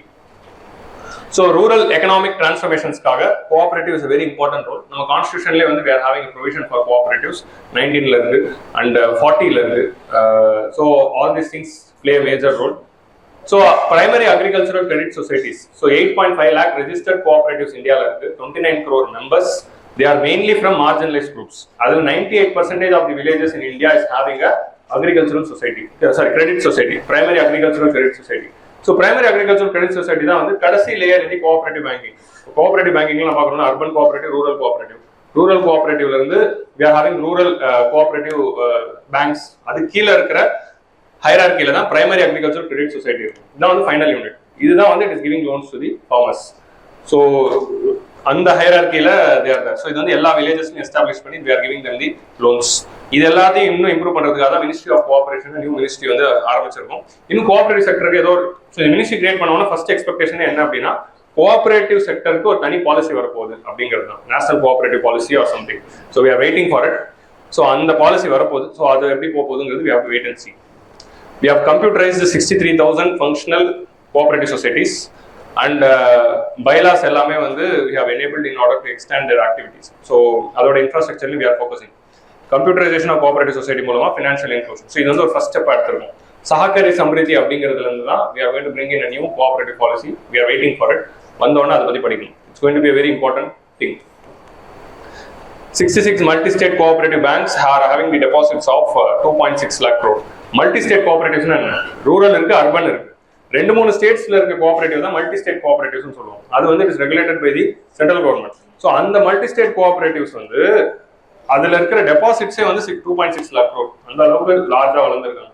So அந்த மாதிரி multi state cooperatives தான் வந்து small finance பேங்கா promote பண்ணி விடலாம் அப்படிங்கிற மாதிரி பிளான் பண்ணியிருக்காங்க. ஸோ அப்புறம் பெரிய பேங்கா மாறுவாங்க. So next year having food processing sector. So இந்த அக்ரிகல்ச்சர் சாப்டர், இண்டஸ்ட்ரி சாப்டர் பார்த்தீங்கன்னா சிலபஸ்ல மெயின் சிலபஸ்ல டைரக்டா இருக்கக்கூடிய ஏரியா. மெயின் சிலபஸ்ல அக்ரிகல்ச்சர் இஸ் டைரக்ட் ஏரியா, அதே மாதிரி industry is direct area and food processing is direct area. It is sunrise sector, இதுதான் ஃபியூச்சர். ஏன்னா synergy of both agriculture and manufacturing ரெண்டுமே வந்து இதுல டெவலப் ஆகும். ஒரு ஃபுட் ப்ராசஸிங் இண்டஸ்ட்ரி வந்தால் ஃபார்மர்ஸ் பெனிஃபிட் அடைவாங்க, இண்டஸ்ட்ரியல் க்ரோத்தும் நடக்கும், எம்ப்ளாய்மெண்ட் உருவாகும், at the same time food wastages குறையும். ஸோ ஏகப்பட்ட விஷயங்களுக்கு எக்ஸ்போர்ட் பொட்டன்ஷியல் அதிகமாக இருக்க செக்டர். என்டையர் வேர்ல்ட்ஸ்க்கு உலகத்தில் எப்பவுமே டிமாண்ட் குறையாத ஒரே விஷயம் ஃபுட்டு தான். So that is the ultimate thing behind the food processing sector. So இதில் வந்து we are seeing the growth rate in the recent times. As per the ASI, Annual Survey of Industries, 12.2% of the persons engaged in the manufacturing sector are in food processing. நம்மளுடைய manufacturing செக்டர்ல employee பண்ணி இருக்கிற 12% of the laborers they are working in food processing sector. So அத்தனை பேருக்கு livelihood போகுது. So agri food exports வந்து it is registering a huge growth, and last year also we saw huge largest ever exports in the agri food. So that is the thing. So optimum level of டெவலப்மெண்ட்னால நமக்கு வந்து disguise rural unemployment போகும். எல்லா rural ஏரியாஸ்லையும் நம்ம already வந்து இந்த mega food park scheme மூலமா hub and spoke மாடலில் வியூட் அப்ராட். ஸோ அதெல்லாம் கொண்டு வரதுனால என்ன ஆகுதுன்னா ரூரல் ஏரியாவுக்கு டிஸ்கேஸ் அன்எம்ப்ளாய்மெண்ட் போகும். நம்ம என்ன பார்ப்போம், more people are engaged in the rural area and creating disguised unemployment. They should be transferred to the manufacturing sector employment அப்படின்னு நம்ம ஸ்ட்ரக்சரல் ப்ராப்ளம்ல பார்ப்போம். அவங்க மாற்றணும்னா என்ன பண்ணணும், ரூரல் ஏரியாவில் ஒரு இண்டஸ்ட்ரி வரும்.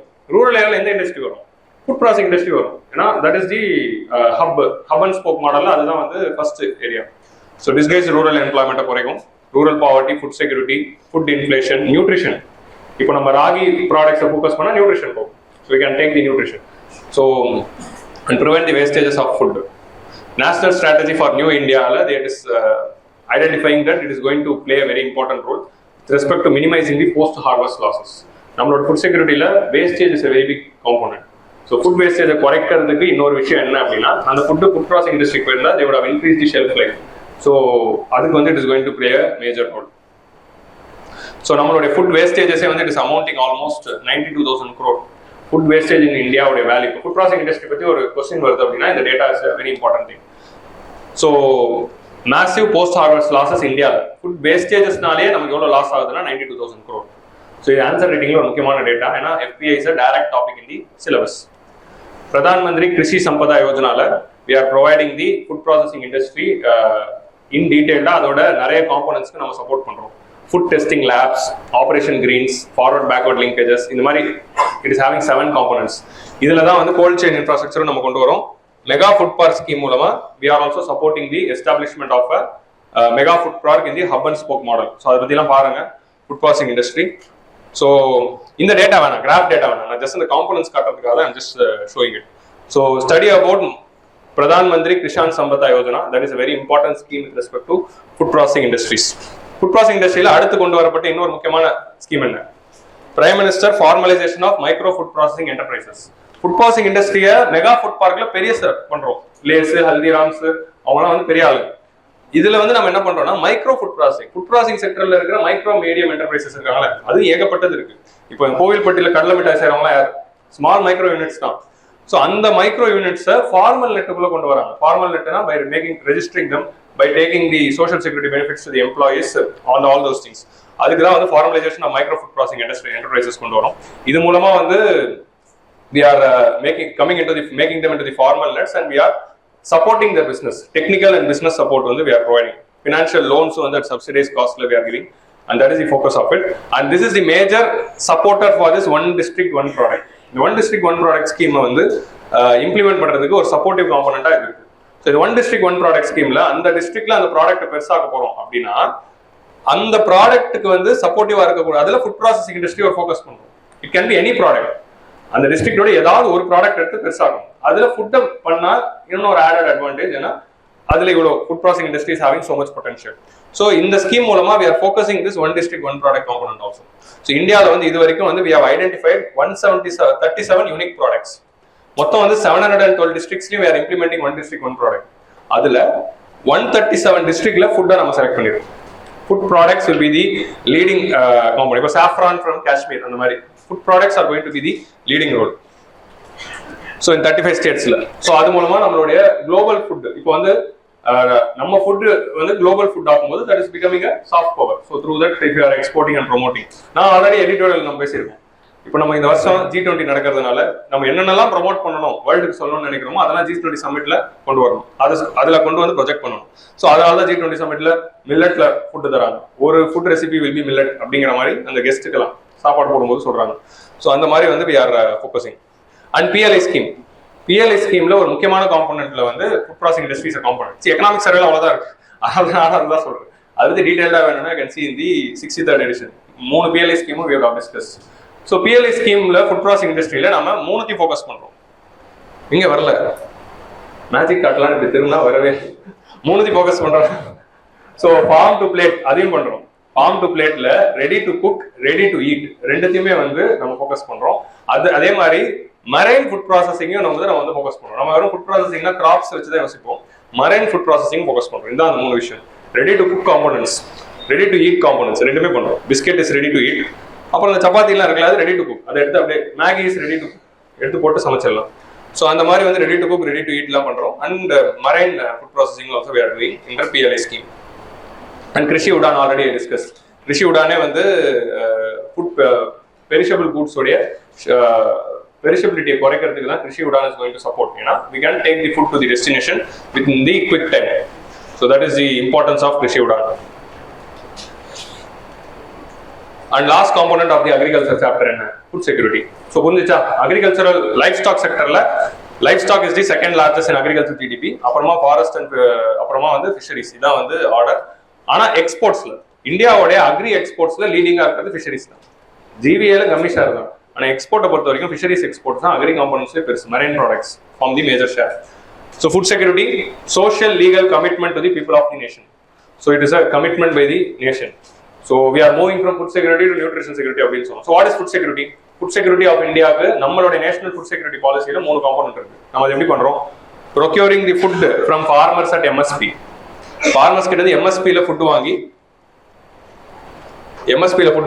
அதை வச்சு வந்து ஒரு பஃபர் ஸ்டாக் உருவாக்கணும். National food corporation of India இந்த பஃபர் ஸ்டாக்ல இருந்து நம்ம சென்ட்ரல் இஷ்யூ பிரைஸ்ல will be giving it to the state governments to give in the PDS. So procuring at MSP, distribution of food grains at PDS through and maintaining a food buffer stock. Buffer stock எதுக்கு? PDS க்கு கொடுக்கிறதுக்காகவும் நாளைக்கு ஒரு calamity வந்தா calamity handle பண்றதுக்காகவும் we are all having the buffer stocks. கிளியரா? So இதான் வந்து இந்தியாவோட ஃபுட் செக்யூரிட்டியோட structure. National food security act 3 rupees 2 rupees 1 rupeesல 5 kg per person per month வந்து priority householdக்கும் 35 kg வந்து அந்தோதி அன்னபோஜன householdக்கும் நம்ம கொடுக்குறோம். So it is almost covering 2/3 of the nation's population. 2/3 population of the countryக்கு நம்ம கொடுக்குறோம். So 2/3 populationக்கு நம்ம இது கொடுக்குறோம். இதைத்தான் வந்து இந்த வருஷம் என்ன பண்ணிருக்காங்க? இந்த 3 rupees தான் தூக்கிட்டு இந்த 5 kg per person per month 35 kg ஃப்ரீயா தரும். So this is going to be the change in the national food security. அதுக்கு அதே பேர் தான் வச்சிருக்கோம். கரீப் கல்யாண் அன்ன யோஜனா உடைய நியூ வெர்ஷன் என்னதுன்னா அந்த எக்ஸ்ட்ரா கொடுத்த 5 kg தூக்கிட்டு பண்ணிருக்கோம். ஸோ இதனால ஃபுட் சப்சிடி குறைஞ்சிருக்கலாம். சி எக்கனாமிக் சர்வேல நம்ம டிஸ்கஸ் பண்றது கரண்ட் இயரோட பெர்ஃபார்மன்ஸ் தான். பட்ஜெட் வந்து அவங்க சொன்னது வந்து வரக்கூடிய இயருக்கு. ஸோ வரக்கூடிய இயர்ல சப்சிடிஸ் குறைஞ்சிருக்கு. உங்களுக்கு புரியுதா? இந்த வருஷம் ஏப்ரல் மே மாசத்துல ஃபுட் சப்சிடி நம்ம அதிகப்படுத்தணும் அப்படிங்கறத I was telling. Okay, so that is the thing which I wanted to say. So இந்த ஜனவரி 1ஆம் தேதியில இருந்து இந்த மாடிஃபைட் அன்ன யோஜனாக்காக we are spending almost 2 lakh crore. 1 year full-ஆ we have decided to give food grains for free. So அதுதான் வந்து இதுல இருக்கிற ஒரு முக்கியமான காம்போனன்ட். So இப்போ அதுல அடுத்ததா வந்து இப்போ நமக்கு இதுல இருக்கிற ட்ரெண்ட் பாருங்க. During the Kharif marketing season of 21-22 rice வந்து நம்ம வந்து 532 ப்ரொக்யூர் பண்ணணும் தான் அதோட எக்ஸ்ட்ராவாவே ப்ரொக்யூர் பண்ணிட்டோம். ஆனா வீட் ப்ரொக்யூர்மெண்ட் வாஸ் லோயர்.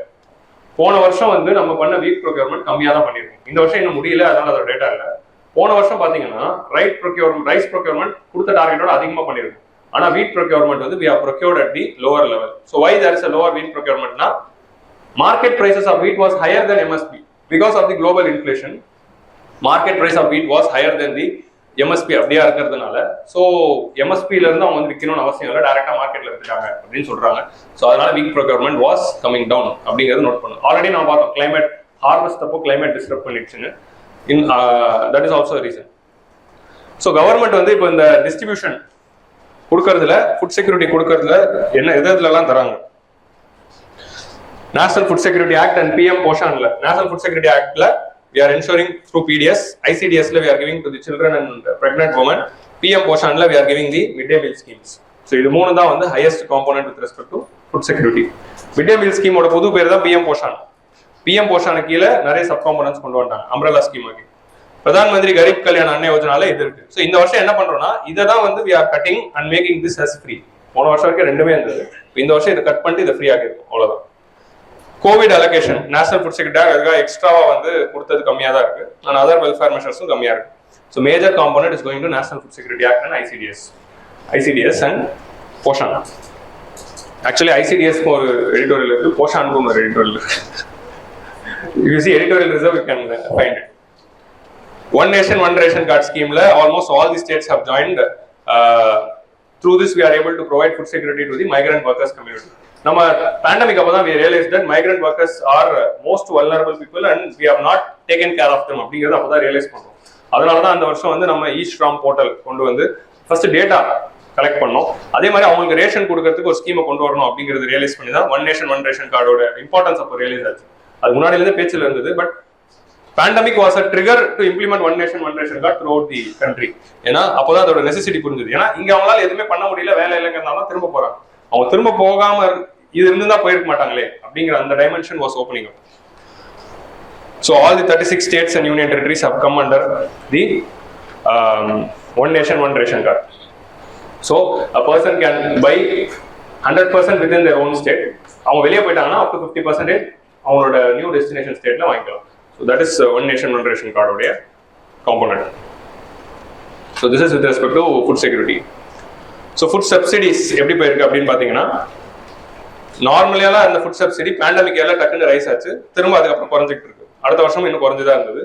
ஸோ அந்த ஆஸ்பெக்ட்ல குறைஞ்சிருக்கு. பட் 2022ல நம்ம சப்ளிமெண்டரி கிராண்ட் நேற்று பார்த்தோம்ல, அதோட மீனிங் என்ன அப்படின்னா, பட்ஜெட்ல நான் இவ்வளவு தான் சொன்னேன், பட்ஜெட்ல நான் சொன்னது பத்தல அப்படின்னு சொன்னதுனால நான் எக்ஸ்ட்ரா வாங்கினேன், அதனால ஃபுட் சப்சிடி இன்க்ரீஸ். உங்களுக்கு லாஜிக் புரியுதா? It is not compared to previous year. இந்த வருஷம் நான் அலோகேட் பண்ணது பத்தல, ஸோ நான் எக்ஸ்ட்ராவா கேட்கறேன், அதான் சப்ளிமெண்டரி கிராண்ட். ஸோ சப்ளிமெண்டரி கிராண்ட்ல தான் எக்ஸ்ட்ரா வாங்கிருக்கேன், பட் ஃபுட் சப்சிடிஸ் இது டிக்ளைன் மோர். இதை நம்ம நேற்று கூட ஃபிஸ்கல் பாலிசியில் பார்த்தோம், சப்சிடிஸ் ஆர் கமிங் டவுன் அப்படின்னு. ஸோ ஃபைனலா வந்து அக்ரிகல்ச்சரல் ரிசர்ச். ஸோ இப்போ ஃபுட் செக்யூரிட்டி காம்போனன்ட் உங்களுக்கு புரிஞ்சிச்சா?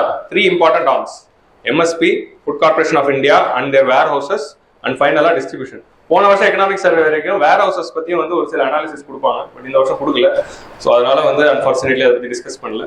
So but still will see. இப்போ வந்து இந்த சைடு எம்எஸ்பி அண்ட் அது நம்ம ஃபுட் செக்யூரிட்டி இஷ்யூ அப்படின்னா நம்ம என்ன கொடுவோம்னா, அவைலபிலிட்டி, ஆக்சசிபிலிட்டி இந்த சைடு தான் பார்ப்போம். பட் ஃபுட் செக்யூரிட்டியோட ஒரு முக்கியமான காம்போனன்ட் என்ன? ப்ரொக்யூர்மெண்ட் அண்ட் ஸ்டோரேஜ் இருக்கு. அதை பத்தி நம்ம ஆன்சர்ல எழுதணும். ஃபுட் செக்யூரிட்டி பத்தி ஒரு கொஸ்டின் வருதுன்னா, when we are writing we'll always think about food end product, அதோட ஆரிஜின் பத்தி யோசிக்கிறது இல்லை. ஃபார்மர்ஸ் எம்எஸ்பில இருந்து ஆரம்பிச்சு எம்எஸ்பி அண்ட் இஷ்யூஸ், அதுவும் ஃபுட் செக்யூரிட்டிக்குள்ள வருது. Food corporation of India and it's beautiful storage infrastructure capacity பயங்கரமா இருக்கும், அதுவும் வந்து ஃபுட் செக்யூரிட்டி இஷ்யூஸ். அதுக்கப்புறமா பிடிஎஸ் வருது, அதுவும் ஃபுட் செக்யூரிட்டி இஷ்யூ. இது 3 காம்பனன்ட் தான் நம்ம answer ரைட்டிங்ல we have to focus while writing the answer. அது வந்து we have to understand. So this is a very important data which you have to use.